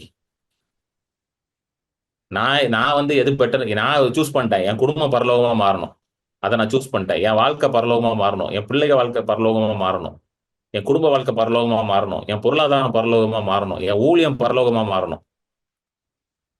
ஹல்லேலூயா. என்னுடைய சுகம் பரலோகத்துல இருக்கிறது போல இருக்கணும். நான் முடிவு பண்ணிட்டேன். சீக்கிரம் பரலோகத்துக்கு வான்னு ஆண்டவர் கூப்பிடவே இல்லை யாரையும் இங்கே. ஹல்லேலூயா. ஆனா நம்ம என்ன நினைச்சிட்டு இருக்கோம்? ஆண்டவர் கூப்பிட்டு வெயிட் பண்ணிருக்காரு பிரதர். கிடையாது. ஆல்ரெடி நீங்க அவரோட உன்னதத்துல உட்கார்ந்து இருக்கீங்க. ஹல்லேலூயா, பிரைஸ் காட். ஆல்ரெடி அங்கதான் உட்கார்ந்து இருக்கீங்க. உங்க ஸ்பிரிட்ல நீங்க அங்கதான் உட்கார்ந்து இருக்கீங்க. உங்களுடைய ரியல் பொசிஷன் என்ன தெரியுமா? எபேசியர் 2ல போட்டிருக்கதா ரியல் பொசிஷன். திரும்ப படிங்க சிஸ்டர் அந்த வசனத்தை. கிறிஸ்து இயேசுக்குள் நம்மை, கிறிஸ்து இயேசுவுக்குள் அவர் நம்மிடத்தில் வைத்த தயவினாலே தம்முடைய கிருபையின் மகா மேன்மையான ஐஸ்வர்யத்தை வருங்காலங்களில் விளங்க செய்வதற்காக கிறிஸ்து இயேசுவுக்குள் நம்மை அவரோட கூட எழுப்பி உன்னதங்களிலே அவரோட கூட உட்காரவும் செய்தார். இதை ஞாபகம் வச்சுக்கோங்க. 2:7 தமிழ்ல 2:7, இங்கிலீஷ்ல 2:6. சரிங்களா? கிறிஸ்துவுக்குள் அங்க வந்து நீங்க என்ன எப்படி திரும்ப படிக்கணும்? கிறிஸ்துவுக்குள் கிரண் பாலை அவரோட எழுப்பி உன்னதங்களில் கிரண் பாலை உட்கார செய்தார். அவரோட எப்படி படிக்கணும்? கிறிஸ்துவுக்குள் புருஷோத்தமனை அவரோட எழுப்பி உன்னதங்களில் அவரோட கூட புருஷோத்தமனை உட்கார செய்தார். இப்படிதான் நீங்க படிக்கணும் வசனத்தை. இனிமேல் எத்தனை பேருக்கு புரிஞ்சிருச்சு? புரியுதுங்களா இல்லையாங்க? இப்படி உட்காந்து டெய்லி படிச்சீங்கன்னா பரலோகத்துல உட்கார்ந்து இருக்கிற நீங்க இந்த பூமியில இருக்க பிரச்சனையை பார்த்து பயப்படுவீங்களா? எத்தனை பேருக்கு புரியுது? உங்க பொசிஷன் அவ்வளவு ஹையா இருக்கும் பொழுது இங்க இருக்கிற பிரச்சனை எல்லாம் உங்களை வந்து பயம் காட்டுமா? இங்க இருக்க பிசாசு உங்களை வந்து மேற்கொள்ள முடியுமா? முடியாது. ஏன்னா அவர் எதுக்கு அதை உட்கார வச்சிருக்கான்றதே அழகா சொல்றாரு பாருங்களேன். அந்த முந்தின வசனம் படிங்க சிஸ்டர். 6வது வசனம் தமிழ்ல. கிறிஸ்து இயேசுவுக்குள் அவர் நம்மிடத்தில் வைத்த தயவினாலே தம்முடைய கிருபையின் மகா மேன்மையான ஐஸ்வர்யத்தை வருங்காலங்களில் விளங்க செய்வதற்காக. பாருங்க, அவருடைய கிருபையின் மகா மேன்மையான ஐஸ்வர்யத்தை காலங்களிலே விளங்க செய்வது. அதாவது யார் மூலமாக அதை விளங்க செய்ய போறாரு அவரு? சொல்லுங்க, ஏன் மூலமாக? Through you. அது இங்கிலீஷ்ல வந்து 7வது வசனம். That in the ages to come he might show the exceeding riches of his grace and kindness toward us in Christ Jesus. புரியுதுங்களா? எத்தனை பேர் புரியுது உங்களுக்கு இப்போ? சோ உங்க பொசிஷன் வந்து அங்க இருக்குது. உங்க பொசிஷன் இங்க கிடையாது. இது எங்க நடந்துச்சுங்க? இதெல்லாம் இப்போ நடக்கல, நீங்க ரட்சிக்கப்படும் போதே இது நடந்துச்சு. புரியுதுங்களா? ஏன் பிசாசு வந்து ஒரு மனுஷனோட ரட்சிப்புக்கு இப்படி எதிர்த்து நிக்கிறான்னு நினைக்கிறீங்க? பாருங்க, உலகம் ஃபுல்லா வந்து கிறிஸ்தவர்களுக்கு வந்து எல்லா இடத்துலயும் வந்து எதிர்ப்பு வருது. கரெக்டா இல்லையா? கவனிச்சிருக்கீங்களா? எல்லா இடத்துலயும் எதிர்ப்பு வருது. உலகம் பூரா இருக்கு. நான் இங்க சென்னையில இருக்குங்க. நான் கிறிஸ்டியன் சொல்றதுனால சில இடங்களில் வீடே கொடுக்க மாட்டேன் எனக்கு. இது உண்மை, கதை இல்ல, நிஜம். இதெல்லாம் சில இடங்கள்ல போயிட்டு நீங்க கிறிஸ்டியன் சொன்னீங்கன்னா உங்களுக்கு என்ன கொடுக்க மாட்டான், வீடு தர மாட்டான். ஐயா வாடகை எல்லாம் கரெக்டா கொடுத்துருவேன், அதெல்லாம் ஓகேங்க, ஆனா நான் தர முடியாதுங்க அப்படின்றான். என்ன ரீசன்? ஏன் என்ன ரீசன்? இந்த ஓவரா சவுண்ட் போடுவாங்கன்றதெல்லாம் வந்து ரீசன் கிடையாது. அதெல்லாம் வந்து முடிஞ்சு போச்சு அந்த காலம்லாம். சரிங்களா? அந்த சவுண்ட் எல்லாம் யாரும் போடுறது இல்லை. நான் கண்டுபிடிச்சிட்டேன். ரீசன் என்னன்னா, ரட்சிப்பு வந்து யார் மூலமா தான் உண்டாகும்? கர்த்தரால மட்டும்தான் உண்டாகும். புரியுதுங்களா? அந்த ரட்சிப்பை உண்டாக்குறதுக்கு ஒருத்தர் வந்து சுவிசேஷத்தை என்ன பண்ண வேண்டியதா இருக்கு? பிரசங்கிக்க வேண்டியதா இருக்கு. சோ சுவிசேஷம் யார் மூலமா பிரசங்கிக்கப்படும்? உங்க மூலமாகவும் என் மூலமாக தான் பிரசங்கிக்கப்படும். கரெக்டா இல்லையாங்க? புரியுதுங்களா இல்லையா? அதனாலதான் நமக்கு என்ன கொடுக்க மாட்டேன்றான். சில இடங்கள்ல வீடு தர மாட்டேன்றான், பயப்படுறான் பிசாசு. எங்க இவரை உள்ள உட்கார வச்சுட்டா ஒரு 4 பேர் சொல்லிடுவாரோ அப்படின்ட்டு. என்னங்க, புரியுதுங்களா இல்லையா? எவன் ஒருவனும் விளக்கை கொளுத்தி கட்டில் கடியில் வைக்க மாட்டானா, மரக்கால் கடியில் வைக்க மாட்டான், தூக்கி எது மேல வைப்பானா? விளக்கு. மேல வைப்பான்னு போட்டிருக்கு. சோ நீங்க யாரு? நீங்க அந்த விளக்கு. நீங்க ஆண்டவர் ரட்சிப்புல அந்த விளக்கு என்ன பண்ணிட்டாரு? கொளுத்தி விட்டார். என்னங்க புரியுதுங்களா இல்லையா உங்களுக்கு சொல்றது? படிங்க. விளக்கை கொளுத்தி மரக்காலால் ம், மூடி வைக்காமல் விளக்கு ம். தண்டின் மேல் வைப்பார்கள், அப்பொழுது ஆ, அது வீட்டில் உள்ள யாவருக்கும் வெளிச்சம் கொடுக்கும். ஆ. அது வீட்டில் உள்ள யாவருக்கும் வெளிச்சம் கொடுக்கும். சோ உங்களுக்குள்ள இருக்கிற வெளிச்சம் வந்து யாவருக்கும் வெளிச்சத்தை கொடுக்கும். இருள்ல இருக்கிற யாவருக்கும் வெளிச்சத்தை கொடுக்கும். இன்னொரு இடத்துல யோவான்ல வருது, இருளானது வெளிச்சத்தை என்ன பண்ண முடியலையா? காம்ப்ரிஹெண்ட் பண்ண முடியலன்னு வருது. And people loved darkness. அந்த வசனத்தை போடு Vijay. And people love darkness. இந்த வசனத்தை போடு. படிங்க. ஒளியானது உலகத்திலே வந்திருந்தும் ம், மனுஷருடைய கிரியைகள் பொல்லாதவைகளாய் இருக்கிறபடியினால் ம். அவர்கள் ஒளியை பார்க்கிலும் இருளை விரும்புகிறதே அந்த ஆக்கினை தீர்ப்புக்கு காரணமாயிருக்கிறது. எதுக்கு ஒளி வேண்டான்றான் ஒரு மனுஷன்? எதுக்கு எதுக்கு கிறிஸ்தவர்கள் எதிர்க்கிறாங்க நான் கண்டுபிடிச்சிட்டேன். ஏன்னா ஒளியானது என்ன பண்ணுமா? அஹ், இருளை புறம்பே தள்ளும். And darkness and light will chase out the darkness. ஆனா மனிதர்கள் எதை நேசிக்கிறாங்களா? இருள். இருளை நேசித்துக் கொண்டிருக்கிறார்கள். புரியுதுங்களா இல்லையாங்க? எத்தனை பேர் புரியுது? இப்போ ஒளி யாருக்குள்ள இருக்கு? நமக்குள்ள. எனக்குள்ள இருக்கு. சொல்லுங்க. எனக்குள்ள இருக்கு ஒளி. இப்போ சில பேர் உங்களை ஹேட் பண்றதுக்கு காரணம் என்ன தெரியுமா? சில பேர் உங்களை ஹேட் பண்றாங்க. கண்டிப்பா அது இருக்கும். இது தீர்க்க தரிசனம் கிடையாதுங்க. அனுபவிச்சு பேசிக்கிட்டு இருக்கோம் அதெல்லாம். கிறிஸ்தவர்களுக்கு சில எதிரிகள் இருக்காங்க அங்கங்க. எதுக்கு எதிர்க்கிறானே தெரியாது, ஆனா எதிர்ப்பான். ஏன்னா உங்களுக்குள்ள என்ன இருக்குது? ஒளி ஒளி. இருக்கு. அது என்ன ஒளி? இயேசுவின் ஒளி. The light of Jesus is inside of you. மத்திய 5 போட்டிருக்கு பாருங்களா. You are the light of the world. நீங்கள் உலகத்துக்கு வெளிச்சமா இருக்கிறீர்கள். சோ இருள் வந்து உங்களை பார்த்து பயப்படுது. இருள் என்ன பண்ணுது? உங்களை பார்த்து பயப்படுது. நம்ம நினைக்கிறோம், ஐயோ என்ன ஆண்டவரே பிசாசு இப்படி பண்றான்ட்டு. நான் ரொம்ப நாள் இப்படிதான் நினைச்சேங்க. சீரியஸா நினைச்சேன் அது. என்ன ஆண்டவரே பிசாசு இப்படி பண்றான். அப்பதான் ஆண்டவர் சொன்னாங்க, எப்பா பிசாசு எல்லாம் பண்ணலையா? உனக்குள்ள இருக்க ஒளி வந்து அவ்வளவு பெரிய ஒளியா இருக்குது. அதனால பிசாசு உன்னை பார்த்து பயப்படுறான் அப்படின்னாரு. ஹல்லேலூயா. பிசாசு உன்னை பார்த்து பயப்படுறான். நம்ம நினைக்கிறோம் பிசாசு வந்து என்னை வந்து அவன் மூலமா இவன் மூலமா தாக்கிட்டு இருக்கான்ட்டு. பிசாசு பயந்து போய் என்ன பண்ணிட்டு இருக்கான்? நடுங்கிட்டு இருக்கான். எங்க இவன் வந்துருவானோ கிரண் பால் என் பக்கத்துல அப்படின்ட்டு. எங்க இந்த ஏரியால கிரண் பால் குடி வந்துருவானோன்னு பயந்துகிட்டு இருக்கான் உட்காந்து. புரியுதுங்களா இல்லையாங்க? ஏன் ஆபீஸ்ல எல்லாருக்கும் உங்களை பிடிக்காம இருக்கு? சில பேர் சொல்லுவாங்க, பிரதர் ஆபீஸ்ல மேனேஜருக்கு எனக்கு பிடிக்கவே இல்லை பிரதர். மத்தவங்க எல்லாம் பிடிக்குது பிரதர், என்ன மட்டும். ஏன்னா உங்களுக்குள்ள ஒளி இருக்குது. சொல்லுங்க, எனக்குள்ள ஒளி இருக்குது. இப்ப நீங்க வந்து என்ன சொல்லக்கூடாது? ஆண்டவரே இந்த மேனேஜரை மாற்றி போடுங்க அப்படி ஜெபம் பண்ணக்கூடாது. நம்ம ஆளுங்க வந்து ஜெபமே அப்படிதான் இருக்கு. ஆண்டவரே இந்த மேனேஜரை மாற்றி போடுங்க. ஹல்லேலூயா, பிரைஸ் காட். ஆண்டவரே மேனேஜர் ஒளிஞ்சு போகணும் அப்படி ஜெபம் பண்ணாதீங்க. ஆண்டவரே என் ஒளி அந்த மேனேஜரை தொடணும் அப்படின்னு ஜெபம் பண்ணுங்க. அப்ப மேனேஜர் மாறுவார். பாருங்க எபேசியர் 5. படிங்க சிஸ்டர் அந்த வசனத்தை. முற்காலத்தில் நீங்கள் அந்தகாரமாய் இருந்தீர்கள், இப்பொழுதோ ம், கர்த்தருக்குள் வெளிச்சமாய் இருக்கிறீர்கள். ம். வெளிச்சத்தின் பிள்ளைகளாய் நடந்து கொள்ளுங்கள். வெளிச்சத்தின் பிள்ளைகளாக நடந்து கொள்ளுங்கள். இப்ப நீங்க யாருங்க? வெளிச்சத்தின் Who பிள்ளைகள். are you? வெளிச்சத்தின் பிள்ளைகள். சொல்லுங்க, நான் வெளிச்சத்தின் பிள்ளைகள். இது எல்லாமே எங்க தெரியும்? எப்ப தெரியுமா நடந்துச்சு? நீங்க ரட்சிக்கப்பட்டீங்க தெரியுமா? அன்னைக்கே நடந்துருச்சு இதெல்லாம். அன்னைக்கே நீங்க வந்து உன்னதங்கள்ல அவரோட உட்கார ஆரம்பிச்சிட்டீங்க. அக்கிரமங்கள்ல மரித்த உங்களை உயிரோட எழுப்பி அவர் கூடவே உங்களை உட்கார செஞ்சாரு. என்னைக்கு உட்கார வச்சுட்டாரு? அன்னைக்கே உட்கார வச்சுட்டாரு. வெளிச்சத்தின் பிள்ளைகளாக என்னைக்கு உங்களை மாத்தினாரு? அன்னைக்கே மாத்திட்டாரு. எத்தனை பேருக்கு புரியுது? புரியுதுங்களா இல்லையாங்க உங்களுக்கு? இது எதுவுமே வந்து இப்ப நடக்க போறது கிடையாது. எல்லாம் நடந்து முடிஞ்சது. இதுதான் உங்க பொசிஷன், இதுதான் உங்க ரியாலிட்டி. இத செய்யறதுக்காக தான் ஆண்டவர் தம்முடைய விசுவாசத்தை உங்களுக்குள்ள வைத்தார். ஹல்லேலூயா, பிரைஸ் காட், ஆமென். ஏன்னா உங்க ஹியூமன் ஃபெய்த்தை வச்சு இது எதுவுமே பண்ண முடியாது. அதனால அவர் என்ன பண்ணார்? ரோமர் 10:17 போட்டிருக்கு, ஆகையால் விசுவாசம் கேள்வியினால் வரும், கேள்வி தேவ வசனத்தினால். சோ தேவ வசனத்தை ஒரு பிரசங்கியார் மூலமாக அனுப்பி விசுவாசத்தை உங்களுக்குள்ள என்ன பண்ணிட்டார்? அவரு பிளான் பண்ணிட்டார்.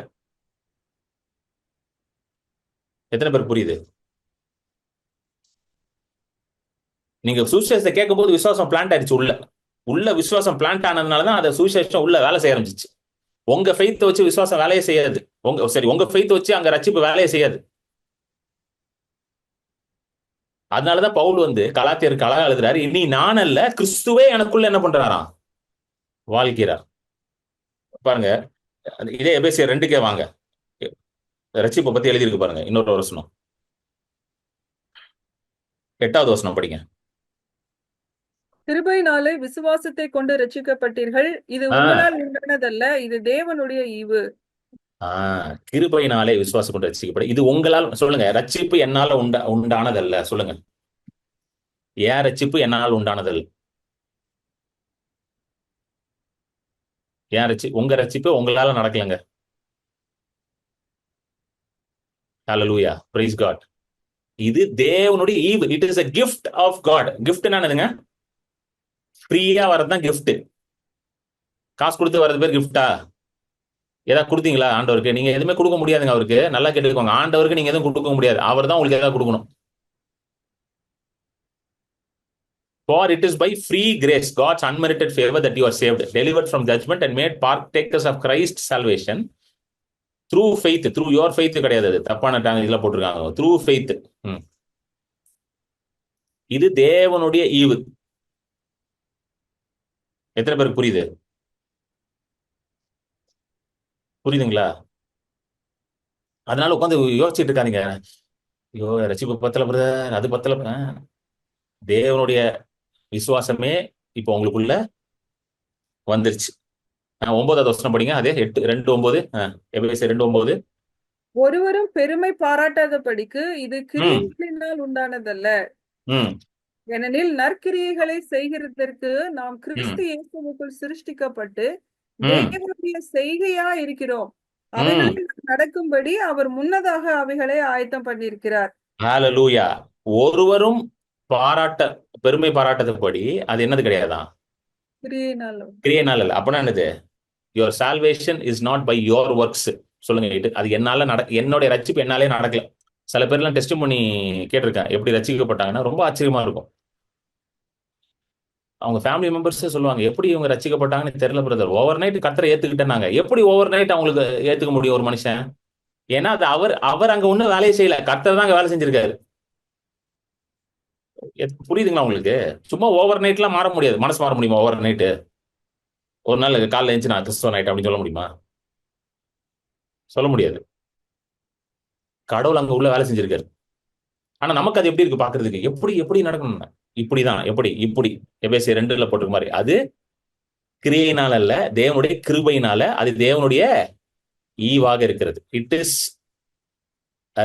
இஸ் என்னது? gift from God. 2:8 gift from God. அது வந்து கிரியை கிடையாது. எதற்காக? 10வது வசனத்தை போடுங்க. எதற்காக? 10th verse. ஏனெனில் நற்கிரியைகளை செய்கிறதற்கு நாம் கிறிஸ்து இயேசுவுக்குள் சிருஷ்டிக்கப்பட்டு. பாருங்க, எதற்காக? நற்கிரியைகளை செய்வதற்கு கிறிஸ்துவுக்குள் நாம் சிருஷ்டிக்கப்பட்டு. சொல்லுங்க, கிறிஸ்துவுக்குள்ள நீங்க சிருஷ்டிக்கப்பட்டிருக்கீங்க. எதுக்கு? For good works. Created in Christ Jesus for good works. First நற்கிரியைகளை செய்வதற்கு, அடுத்தது தேவனுடைய நாம் நடக்கும்படி அவர் முன்னதாக அவைகளை ஆயத்தம் பண்ணியிருக்கிறார். செய்யும்படி கிறிஸ்துவ சேர்க்கப்பட்டு தேவனுடைய செய்கையா இருக்கிறோம். இது ரொம்ப முக்கியமானது. we are the workmanship of Christ. workmanshipனா என்ன தெரியுமா? இப்போ வந்து இந்த ஃபேமஸ் பெயிண்டர் ஒருத்தர் இருக்காரு பாத்தீங்களா, லியோனார்டோ டா வின்சி. பாத்துறீங்களா? Italian painter Leonardo da Vinci. அவர் ஒரு ஃபேமஸான ஒரு பெயிண்டிங் ஒன்று பண்ணாரு. கரெக்டா சொல்லுங்க யாராவது. ஒரு அம்மா ஒன்று இருக்கும், முடிய விரிச்சு போட்டு. அந்த அம்மா யார் பார்த்தாலும் அந்த அம்மா அவங்கள பாக்குற மாதிரியே இருக்கும். அந்த படம் பார்த்து என்ன யோசிக்கிறீங்க எல்லாரும் இப்படி? இந்த அம்மா தான் அந்த அம்மா. எந்த ஆங்கிள் பார்த்தாலும் அந்த அம்மா உங்களை பாக்குற மாதிரியே இருக்கும். கவனிச்சிருக்கீங்களா? இப்போ நானும் பாக்குறேன். இப்ப பார்த்தாலும் என்னையதான் பாக்குது, அங்க போய் பார்த்தாலும் என்னையதான் பாக்குது அந்த அம்மா. இது வந்து அவருடைய மாஸ்டர் பீஸ். ஒரு மாஸ்டர் பீஸ் என்னது? இது பேர் மோனாலிசா. அந்த அம்மா பேரு, அந்த அம்மாக்கு பேர் வச்சிருக்காரு ஒரு மோனாலிசா அப்படின்ட்டு. ஏன் வச்சான்னு தெரியல, வச்சிருக்காரு. இன்னொரு மாஸ்டர் பீஸ் என்னது? Last supper. தேவன் வந்து என்ன பண்ணாரு? அவருடைய காட்டி கொடுக்கப்பட்ட அந்த ராத்திரியிலே அப்பத்தை எடுத்து பிட்டு சீஷர்கள் கொடுத்தாரு பாத்தீங்களா? அந்த இது லாஸ்ட் சப்பர். அந்த படத்தை போடு விஜய், லாஸ்ட் சப்பர். இது வந்து அவருடைய ஒர்க்மேன்ஷிப், அவருடைய கை வேலை. கரெக்டா? யாரோட கை வேலை அதெல்லாம்? லியோனார்டோ டா வின்சியோட கை வேலை. இப்போ நீங்க யாரோட ஒர்க்மேன்ஷிப்பாங்க? லியோனார்டோ டா வின்சியா? கிடையாது. யாரோட ஒர்க்மேன்ஷிப் நீங்க? கிறிஸ்துவின் செய்கையா இருக்கிறீங்க. அந்த வசனத்தை போடு விஜய் திருப்பி 10. You are the workmanship. சொல்லுங்க, நான் வந்து தேவனுடைய செய்கையா இருக்கிறோம். சொல்லுங்க, ஐ ஆம் கிரைஸ்ட் ஒர்க்மேன்ஷிப், ஐ ஆம் காட்ஸ் ஒர்க்மேன்ஷிப். நான் கிறிஸ்துவின் செய்கையா இருக்கிறேன். அப்போ கிறிஸ்து வந்து இப்போ அந்த அந்த மோனாலிசா வந்து அப்படி கொண்டாடுறாங்க உலகத்துல, அப்படியாக்கும் இப்படியாக்கும். நான் நிறைய யோசிப்பேன், என்ன அப்படியாக்கும் இப்படியாக்கும் இந்த அம்மா. அந்த அம்மா வந்து ஜட பின்னாம வந்து உட்கார்ந்து இருக்குது, அது அப்படியாக்கும் இப்படியாக்கும் இருக்காங்க இவங்க. இது என்ன இந்த அம்மா பண்ணிச்சு, இந்த என்ன போட்டோல இருக்கு, அதையே அப்படி பெருசா பேசுறாங்க. அப்போ ஆண்டவர் ஒரு ஒர்க் பண்றாருன்னா குறைவோட பண்ணுவாரா? கொஞ்சம் கவனிங்க. லியோனார்டோ டாவின்சி ஒரு படத்தை வரையறாரு. அதை வந்து உலகம் என்ன சொல்லிருச்சு? Master piece. இப்படி ஒரு படத்தை யாரும் வரையவே இல்லை. லாஸ்ட் சப்பரோட அந்த படத்தை எப்படி சொல்லிட்டாங்க? ஒரு மாஸ்டர் பீஸ் அப்படின்ட்டாங்க. கரெக்டா இல்லையாங்க? அதனாலதான் இன்னைக்கு நிறைய கிறிஸ்தவர்களோட வீட்டுல இந்த படம் தொங்குது. நிறைய வீட்டுல இதான் தொங்குது, எங்க வீட்லயும் தொங்குது. லாஸ்ட் சப்பர் படம். அது எங்க, யார் வரைஞ்சது? Leonardo da Vinci. நிறைய பேர் நினைக்கிறாங்க பைபிள்ல தான் அந்த படத்தை எடுத்தாங்க. பாதி பேருக்கு அதுவே தெரியாது. லியோனார்டோ டாவின்சி 15ஆம் செஞ்சுரியில வரைஞ்சாரு உட்காந்து. பைபிள்ல படம்லாம் வரைக்கலங்க. சோ இதுவே ஒரு மாஸ்டர் பீஸ்னா ஆண்டவர் வந்து உங்களை கிரியேட் பண்ணிருக்காரா, நீங்க அவருடைய செய்கையா இருக்கிறீங்க. ஒர்க்மேன்ஷிப்னா உங்களை குறைவுள்ளவனாக செய்திருப்பாரா? சொல்லுங்க எனக்கு. will there be any fault in you? சொல்லுங்க. உங்களுக்குள்ள குறைவை வச்சு கொஞ்சம் நொட்டம் கொஞ்சம் சொட்டம் வச்சு செய்வாரா? செய்வாராங்க? அப்படிதான் தெரியுது பிரதர். ஆனா நீங்க ஏதோ சொல்றீங்க அப்படின்றீங்களா? டெய்லி கண்ணாடியை பார்த்தா அப்படி தெரியல பிரதர்ன்றீங்களா? அது ஏன்னா உங்க விசுவாசத்துல நீங்க உங்களை பாக்குறீங்க. அல்லேலூயா. உங்க விசுவாசத்துல நீங்க உங்களை பாத்தீங்கன்னா எப்படி தெரிவிங்க? நீங்க உலகத்துல இருக்கிற எல்லா குறையும் யார் மேல இருக்கு? என் மேலதான் இருக்கு பிரதர் அப்படின்றீங்க. கரெக்டா? அதனாலதான் இன்னைக்கு கிறிஸ்தவர்களோட ஜெபம்லாம் எப்படி ஆயிடுச்சு? ஆண்டவரே நான் புழு, ஆண்டவரே நான் பூச்சி, ஆண்டவரே. ஏன்னா அவங்களை தங்களை எப்படி பார்க்க ஆரம்பிச்சிட்டாங்க? தங்களுடைய விசுவாசத்தினால பாக்குறதுனால அவங்க கண்ணுக்கு அவங்க எப்படி தெரியுறாங்க? புழு பூச்சுவாதான் தெரியுறாங்க. கரெக்டா இல்லையாங்க? புரியுதுங்களா? தேவனுடைய விசுவாசத்தினால உங்களை நீங்க பாத்தீங்கன்னா நீங்க எப்படி உங்களை பாப்பீங்க? கிறிஸ்துவனுடனே உயிரோட எழுப்பப்பட்டு கிறிஸ்துவுடனே அவரோட கூட உன்னதங்களில் நான் வீற்றிருக்கிறேன். ஏனென்றால் வருங்காலத்திலே அவருடைய மேன்மை மகத்துவத்தை வெளிப்படுத்துவதற்காக அவருடைய செய்கையா நான் இருக்கிறேன். ஹalleluya அப்படின்னு உங்களை பாப்பீங்க. ஐ ஆம் கிரைஸ்ட் ஒர்க்மேன்ஷிப் அப்படின்னு பாப்பீங்க உங்களை. எத்தனை பேர் புரியுது? புரியுதுங்களா இல்லையாங்க?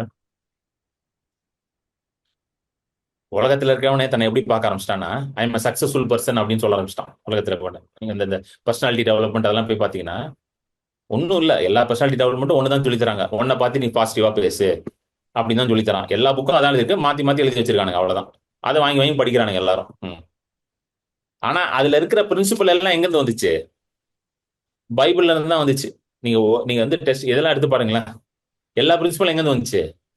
பைபிள்ல இருந்து தான் வந்துச்சு. பர்சனாலிட்டி டெவலப்மெண்ட் புக் எழுதுனவங்க எல்லாரும் வந்து பைபிள்ல இருந்து தான் எழுதியிருக்காங்க எல்லாமே. ஏன்னா அந்த காலத்துல ஒரு 100 வருஷத்துக்கு முன்னாடி எழுதுனாங்க பாத்தீங்களா அந்த புக்ஸ் எல்லாம். நார்மன் வின்சென்ட் பீல், அப்புறம் இந்த மாதிரி நிறைய பேர் எழுதுனாங்க பாத்தீங்களா. அவங்க எல்லாருமே எதுல இருந்து எழுதுனாங்க? பைபிள்ல இருந்து தான் எழுதுனாங்க. எத்தனை பேருக்கு புரியுதுங்க? ஏன்னா ஆண்டவர் தான் என்ன சொல்லி தருவார் நமக்கு? நான் உன்னை எப்படி பாக்குறேனோ அப்படி நீ பாருன்னு ஆண்டவர் தான் சொல்லி தருவார். பிசாசு எப்படி சொல்லி தருவான்? உன்னை நீ குறைவா தான் பார்க்கணும்னு சொல்லி தருவான். சோ உங்களை குறைவா பாக்குறீங்கன்னா அப்ப நீங்க யாரோட சத்தத்தை கேட்காம இருக்கீங்க? ஆண்டவரோட சத்தத்தை கேட்காம இருக்கிறீங்க. புரியுதுங்களா? ஆண்டவரோட விசுவாசத்துல நீங்க உங்களை பார்க்காம இருக்கிறீங்க. ஏன்னா ஆண்டவரோட விசுவாசத்துல உங்களை பார்க்கும் பொழுது நீங்க எபேசியர் 2ல இருக்கிறது போலதான் உங்களை பார்ப்பீங்க. எத்தனை பேர் புரிஞ்சிருச்சு? அதுக்காக தான் ரட்சிப்புல ஆண்டவர் அவருடைய விசுவாசத்தை கொடுத்தாரு. அது உங்களால் ஆனது இல்லை, அது தேவனால் ஆனது.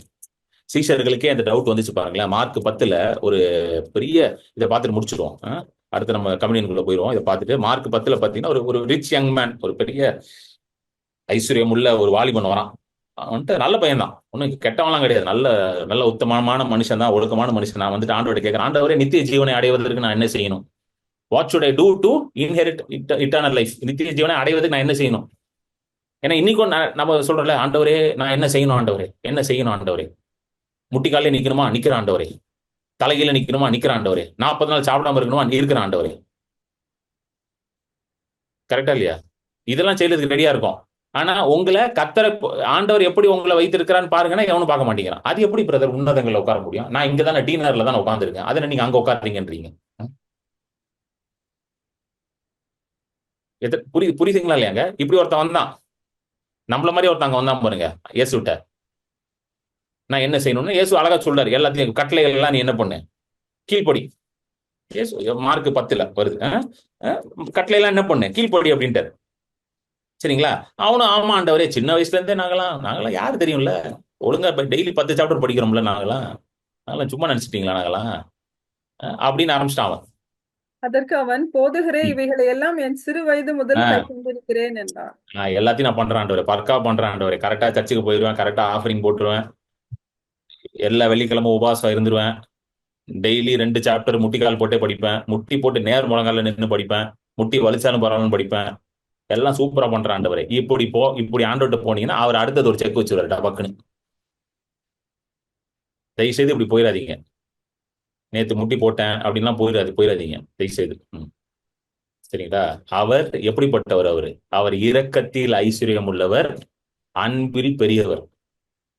அவர்கிட்ட ஒரு புள்ள மாதிரி போங்க தயவு செய்து, ஸ்டூடெண்ட் மாதிரி போகாதீங்க.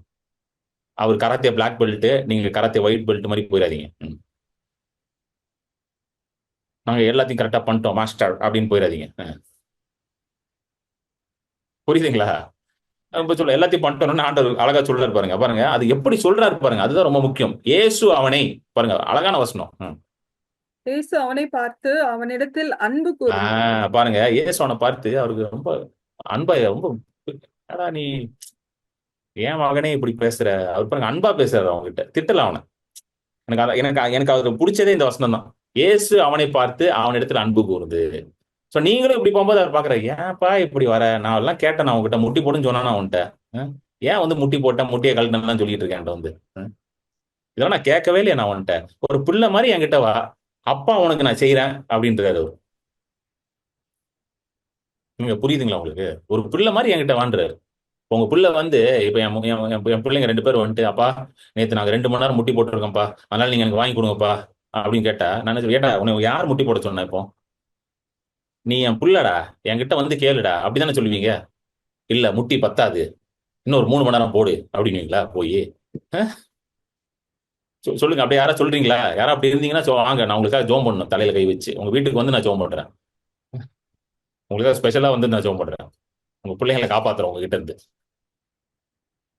கிடையாது, அப்படி கிடையாது. கரெக்டா?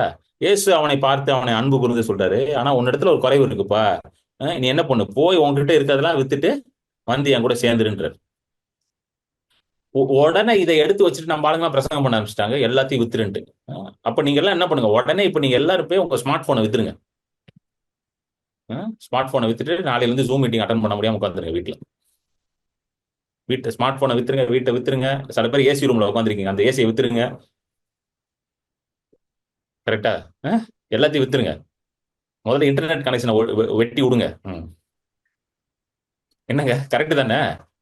இயேசு தரித்திரத்தை பிரசங்கிக்க வரலங்க, நல்லா கவனிங்க. அப்படி சொன்ன உடனே இயேசு உடனே சொல்றாரு, ஹவு ஹார்ட். பாருங்க, இது கடகடன் படிப்போம், ஃபுல்லா படிக்க டைம் இல்ல, கடகடன் படிங்க. 23 இருந்து கடகடன் படிங்க, அது 22 இருந்து படிங்க. அவன் மிகுந்த ஆஸ்தியுள்ளவனாய் இருந்தபடியால் இந்த வார்த்தையை கேட்டு மனம் அடிந்து துக்கத்தோட போய்விட்டான். அப்பொழுது இயேசு சுற்றி பார்த்து தம்முடைய சீஷரை நோக்கி, ஐஸ்வர்யம் உள்ளவர்கள் தேவனுடைய ராஜ்யத்தில் பிரவேசிப்பது எவ்வளவு அரிதா இருக்கிறது என்றார். சீஷர்களுடைய வார்த்தைகளை குறித்து ஆச்சரியப்பட்டார்கள். இயேசு இன்னும் அவர்களை நோக்கி, பிள்ளைகளே, ஐஸ்வர்யத்தின் மேல் நம்பிக்கையா இருக்கிறவர்கள் தேவனுடைய ராஜ்யத்தில் பிரவேசிக்கிறது எவ்வளவு அரிதா இருக்கிறது. நல்லா கவனிங்க, இயேசு ஃபர்ஸ்ட் என்ன சொன்னாரு, ஐஸ்வர்யவான் வந்து ராஜ்யத்துக்குள்ள வர முடியாது. அப்பனா ஐஸ்வர்யவான் என்ன பண்ண முடியாது, ரட்சிப்பு அடைய முடியாது. புரியுதுங்களா உங்களுக்கு சொல்றது? அது கேட்டு ஷாக் ஆயிட்டானுங்க அவனுங்க. ஐயோ, ஏன்னா அவனுக்கு எல்லாருமே பணம் வச்சிருந்தானுங்க. ஹலோ, சீசர்கள் யாரும் பிச்சை எடுக்கலங்க, சீசர்கள் எல்லாம் நல்லா பிசினஸ் பண்ணிட்டு இருந்தானுங்க. பேதுரு, யோவா, யாக்கோபு, பேதுரோட பிரதர்ஸ் இருப்பாங்க, யாரு, பேதுரு, ஆண்ட்ரூ, ஜான் எல்லாம் ஃபிஷிங் பிசினஸ், மேத்யூ வந்து கவர்மெண்ட் ஜாப் டாக்ஸ் கலெக்டர், எல்லாம் நல்லா பணம் வச்சிருந்தானுங்க. அவனுங்க ஷாக், பணம் இல்லாதவன் ஷாக் ஆவானா? இப்ப நான் சொல்றேன், பணம் இல்லாதவங்க, இப்ப நான் உங்ககிட்ட வந்து சொல்றேங்க ஒண்ணு, நீங்க கார் வச்சிருந்தீங்கன்னா ஆண்டவர் உங்களை நேசிக்க மாட்டாருன்னா முக்காசி பேர் ஷாக் ஆயிருவீங்க. முக்காசி பேர் ஷாக் ஆயிருவீங்க. ஏன்னா முக்காசி பேர் நீங்க என்ன வச்சிருக்கீங்க? எல்லாருமே கார் வச்சிருக்கீங்க. கரெக்டா? கரெக்டா இல்லையாங்க? எல்லாம் வச்சிருக்கீங்க. அது என்ன என்ன பிரதர் இப்படி சொல்லிட்டீங்க? கார் இல்லாதவன் என்ன சொல்லுவான்? அல்லேலூயா தோத்திரம், நல்ல சமயம் நான் கார் வாங்கல அப்படின்றான். நல்லா வேணும் கார் வாங்கினல போ அப்படின்றான். புரியுதுங்களா அவங்க சொல்றது? இவனுங்க அண்ணன் ஷாக் ஆயிட்டாங்க. அந்த டிசைபிள்ஸ் ஒரு அஸ்டானிஸ்ட், தமிழ்ல ரொம்ப அழகா வருது. சீஷர்கள் அவருடைய வார்த்தையை கேட்டு ஆச்சரியப்பட்டார்கள். அதுக்கு இயேசு சொன்னாரு, பிள்ளைகளே, அது பாருங்க இயேசு எப்படி பேசுறாரு பாருங்க. பிள்ளைகளே பாருங்க எப்படி அட்ரஸ் பண்றாரு பாருங்க. சில்ட்ரன் அப்படின்றாரு அவங்கள. பிள்ளைகள் கிட்ட ஆண்டவர் எப்படிங்க வந்து ஒரு ஒரு ஒரு ராட்சகன் மாதிரி இருப்பாரு, ஒரு ஒரு அசுரன் மாதிரி இருப்பாரு அவரு. அப்படி சொல்லல பிள்ளைகளா. இப்ப நீங்க ஒண்ணு சொல்றீங்க, உங்க பிள்ளை வந்து என்னப்பா இப்படி சொல்றீங்க? அப்படி இல்லம்மா பாப்பா, அப்படி இல்லப்பா தம்பி, அப்படி இல்லப்பா, அப்படி பேசுறாரு ஆண்டவர். பிள்ளைகளே, ஐஸ்வர்யத்து மேல நம்பிக்கையா இருந்தாதான் நீ என்ன பண்ண முடியாது. தேவனுடைய ராஜ்யம் அப்போ உன் ரட்சிப்பு வந்து எதனால வரதில்ல? உன்னுடைய கிரியைங்க. உன்னுடைய கிரியையினால கிடையாதுன்ட்டாரு.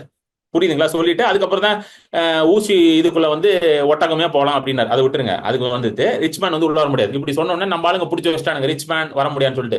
இதை பிரசங்கம் பண்ற பாதி பாஸ்டர் ரிச் தான், ஆனா பிரசங்கம் பண்றது எடுத்து அவரே கார்ல தான் வருவாரு சர்வீஸ்க்கு. தப்பு கிடையாது. கார்லாம் நமக்கு தான் கொடுத்துருக்காரு ஆண்டவர். கார் என்ன வேடிக்கை பார்த்துருக்காரு? ஷோரூம்லயே இருக்கிறதுக்கா கார் கொடுத்துருக்காரு ஆண்டவர்? நீங்களாம் வாங்கி ஓட்டணும் தான் கார் வச்சிருக்காரு. ஸோ ஆசைப்படுங்க, நல்ல பெரிய காரா வாங்கணும் அப்படின்னு ஆசைப்படுங்க. புரியுதுங்களா? ஷோரூம்லயே இருக்கிறதுக்கா கார் செஞ்சு வச்சிருக்காங்க. நம்ம கார் கம்பெனிக்காரன் ஓட வேண்டாம். அதெல்லாம் நீங்க அனுபவிக்கணும் தான் வச்சிருக்கு. பூமியும் நிறைவும் உங்களுக்கு கொடுக்கப்பட்டிருக்கு. ஹல்லேலூயா. எல்லாம் நீங்க அனுபவிக்கணும் தான் எல்லாத்தையும் உண்டாக்கி வச்சிருக்காரு. கேட்ட உடனே அவர் என்ன சொல்றாரு? போக முடியாதுன்னு ஒண்ணு பாருங்க. 26வது வசனம் திருப்பி அவங்களுக்கு இதாயிருச்சு பாருங்க. 26வது வசனம் ரொம்ப முக்கியமானது பாருங்க, படிங்க. அவர்கள் பின்னும் அதிகமாய் ஆச்சரியப்பட்டு, அப்படியானால் யார் ரட்சிக்கப்படக்கூடும் என்று தங்களுக்குள்ளே சொல்லிக் கொண்டார்கள். பாருங்க, உடனே அவனுக்கு எப்பா என்னப்பா இப்படி சொல்லிட்டாரு தலைவர், இவரை நம்பி வந்தா தலைவர் இப்படி பேசிட்டாரப்பா, யாருப்பா ரசிக்கப்படுறது? எனக்கு வேற ஃபிஷிங் பிசினஸ் போயிட்டு இருக்கு, மாசம் மாசம் அதுல இருந்தா வருது நல்ல காசு எனக்கு. மேத்யூ சொல்லுவான் டாக்ஸ் கலெக்டர், நான் நல்ல இன்வெஸ்ட்மெண்ட் பண்ணி வச்சிருக்கேன், மியூச்சுவல் ஃபண்டு ஸ்டாக்ஸ்ல எல்லாம் போட்டு வச்சிருக்கேன், நல்லா வருது, ரிட்டர்ன்ஸ் வருது எனக்கு. என் மனைவி எல்லாம் அதை வச்சுதான் சாப்பிட்டுட்டு இருக்காங்க, அந்த ரிட்டர்ன்ஸை வச்சுதான். கோல்டு வாங்கி வச்சிருக்கா, என் மனைவி வேற மாசம் மாசம் போய் கோல்டு வாங்கிட்டு இருக்கா, நகை கடைக்கு போயிட்டு நகைச்சீட்டு வேற கட்டிக்கிட்டு இருக்கோம், மாசம் மாசம் நகைச்சீட்டு கட்டிக்கிட்டு இருக்கோம் அப்படின்னு ஷாக்கா எல்லாம் அவங்களுக்குள்ள பேசி, என்ன இப்படி சொல்றாரு தலைவர், இப்படி சொல்லிட்டாரு, தலைவரை நம்பி வந்தா தலைவர் இப்படி சொல்லிட்டாரு, தலைவர் சொல்லிட்டு நான் இயேசுவை சொல்றேன், தலைவர் இப்படி சொல்லிட்டாரு அப்படின்னு அவங்க பேசிக்கிட்டு இருக்காங்க. அப்போ பாருங்க இயேசு பக்கா ஒரு பாயிண்ட் அடிச்சிட்டாரு பாருங்க. 27 இயேசு அவர்களை பார்த்து, மனுஷரால் இது கூடாததுதான், தேவனால் இது கூடாததல்ல, தேவனால் எல்லாம் கூடும் என்றார். அவனுக்கு என்ன டிஸ்கஸ் பண்ணாங்க? அப்பனா யாரு ரட்சிக்கப்பட முடியும்? 26 வசனத்துல என்ன பேசுறாங்க? 26 போட்டு திருப்பி விஜய், அப்ப யார் ரட்சிக்கப்பட முடியும்? அதுக்கு உடனே இயேசு எப்படி பண்றாரு பாருங்க. Who then can be saved? யார் ரட்சிக்கப்படக்கூடும் அப்படின்னு இயேசு சொல்றாரு, எப்பா இது முன்னால பண்ண முடியாது தம்பி. ரட்சிப்பு என்பது மனுஷனால கூடாத காரியம். இப்ப புரியுதுங்களா? மனுஷனால கூடாத காரியம், இது தேவனால மட்டும்தான் கூடும். தேவனால மட்டும்தான் எல்லாம் கூடும். சொல்லுங்க, தேவனால மட்டும்தான் கூடும். ஹல்லேலூயா. இத சொல்லி கொடுக்காம ரொம்ப நாளா நம்மளை ஏமாத்திட்டாங்க. பணக்காரன் பரலோகத்துக்கு போக முடியான்ட்டாங்க.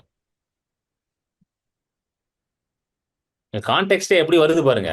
தேவனுடைய ராஜ்யத்துல பிரவேசிக்கிறது. இன்னைக்கு நீங்களும் நானும் தேவனுடைய ராஜ்யத்துக்குள்ள இருக்கிறோம், உன்னதங்கள்ல வீட்டு இருக்கிறோம், அவரோட உட்கார்ந்து இருக்கிறோம். அது எப்படி நடந்துச்சு? என்னால நடக்கல, அவரால நடந்துச்சு. இது மனுஷனால கூடாத காரியங்க. என்னுடைய ரட்சிப்பு மனுஷனால கூடாத காரியம்.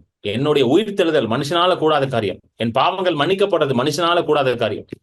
நான் அவரோட உட்கார்ந்து இருப்பது மனுஷனால கூடாத காரியம். என் வியாதிகள் சுகமாறது மனுஷனால கூடாத காரியம். நான் என் வாழ்க்கையில சுகமா இருப்பது, ஆசீர்வாதமா இருப்பது மனுஷனால கூடாத காரியம்.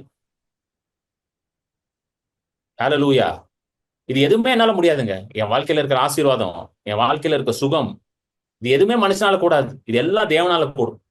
அதுதான் அவர் இங்க சொல்ல வர்றாரு. ஏன்னா நம்ம என்ன நினைக்கிறோம்? நம்ம பண்ண ஜோபம், நம்ம பண்ணது எதுவுமே கிடையாது. சொல்லுங்க, எதுவுமே கிடையாது. நீங்க நல்லா ஜோம் பண்றீங்களா? நல்லா பண்ணுங்க, சூப்பரா ஜோம் பண்ணுங்க. எதுக்கு தெரியுமா ஜோம் பண்ணணும்? இன்னும் ஆண்டவரை நான் அறிந்து கொள்ளணும், இன்னும் அவரோட டைம் பண்ணணும். அந்த மனநிலையோட ஜோம் பண்ணுங்க. பைபிள் படிங்க உட்காந்து. இன்னும் அதிகமா நான் அவர் என்ன பண்ணும்? தெரிந்து கொள்ளணும் படிங்க. எத்தனை பேருங்க புரியுது? என்னங்க புரியுதா இல்லையாங்க? இன்னும் ஆண்டவர் யார்? இவ்வளவு நல்லவரா? அன்பில் பெரியவர், இரக்கத்தில் ஐஸ்வர்யம் உள்ளவர். அதை நீங்க புரிஞ்சுக்கணும். அதுக்கு தான் நீங்க இன்னும் அதிகமா பைபிள் படிக்கணும். இதை அதிகமா படிக்கிறதுனால மார்க் அதிகமா அவர் போடுறது இல்லை. ஏற்கனவே அவர் மார்க் போட்டார். என்ன மார்க்? 100 out of 100 போட்டு உங்களை கொண்டு போய் எங்க உட்கார வச்சுட்டாரு? உன்னதங்கள்ல தன்னுடைய குமாரனோட உட்கார வச்சுட்டாரு. இப்ப நான் அங்க உட்கார்ந்து இருக்கிறேன்றதே எனக்கு எப்பங்க தெரியும்? இதை படிக்கும் போதுதான் தெரியும். புரிஞ்சிருச்சுங்களா? இப்ப நான் எனக்கே அப்பதான் புரிஞ்சு. இத்தனை வருஷமா உட்காந்துட்டு இருக்கேன், அது தெரியாம நான் இருந்தேன். இப்ப படிக்கும் போதுதான் தெரியுது இத்தனை வருஷமா உட்காந்துட்டு இருக்கேன். ஹல்லேலூயா. புரியுதுங்களா? எத்தனை பேர் புரியுது? சோ அவருடைய விசுவாசத்தை கொடுத்து உங்களை ரட்சித்து உங்களை அவரோட கூட உயிரோட எழுப்பி, பாவத்தில் செத்த நீங்களை உங்களை உயிரோட எழுப்பி அவரோட கூட எங்க பண்ணிருக்காரு? உன்னதங்களை உட்கார வைத்திருக்கிறாரு. ஏன்னா அவர் உங்க மேல வச்சிருக்கிற அன்பு பெரியது, அவர் உங்க மேல வச்சிருக்க இரக்கம் பெரியது. ஹல்லேலூயா. இது உங்களால உண்டான காரியம் கிடையாது, இது உங்களுடைய கிரியையினால உண்டானது கிடையாது, இது தேவனுடைய கிருபையினால உண்டானது, இது தேவனுடைய ஈவு. Hallelujah. Amen. Christian life is not doing, Christian life is being. கிறிஸ்துவ வாழ்க்கை என்பது செய்கிறது கிடையாது. கிறிஸ்துவ வாழ்க்கை என்பது அவர் செய்த கிரியையில நான் நிலைத்து நின்று வாழ்வது. Christian life is not doing something to earn God's favor. Christian life in being and living in the favor and the goodness of God. நான் ஏதோ செய்யறதுனால அவர் என்னை ஆசீர்வதிக்கல, அவர் ஆசீர்வதிச்சுட்டாருன்றத அதை அறிந்து அதுல நான் வாழ்ந்துட்டு இருக்கேன். இப்ப நான் ஏதோ பண்ணனாலே என்னை சுகமாக்கல, அவர் சுகமாக்கிட்டார் என்ன, அதை அறிந்து நான் சுகத்தை பெற்றுக்கொண்டு இருக்கேன். நான் ஏதோ கெஞ்சி கதறனால என் பாவத்தை மன்னிக்கல, அவர் ஏற்கனவே என் பாவத்தை மன்னிச்சிட்டாரு. அதை அறிந்து நான் இன்னைக்கு என்ன பண்ணிட்டு இருக்கேன்? பாவ மன்னிப்பை பெற்றுக்கொண்டு நீதியில வாழ்ந்து கொண்டிருக்கிறேன். நான் ஏதோ செய்து நான் நீதிமானாக மாறவில்லை.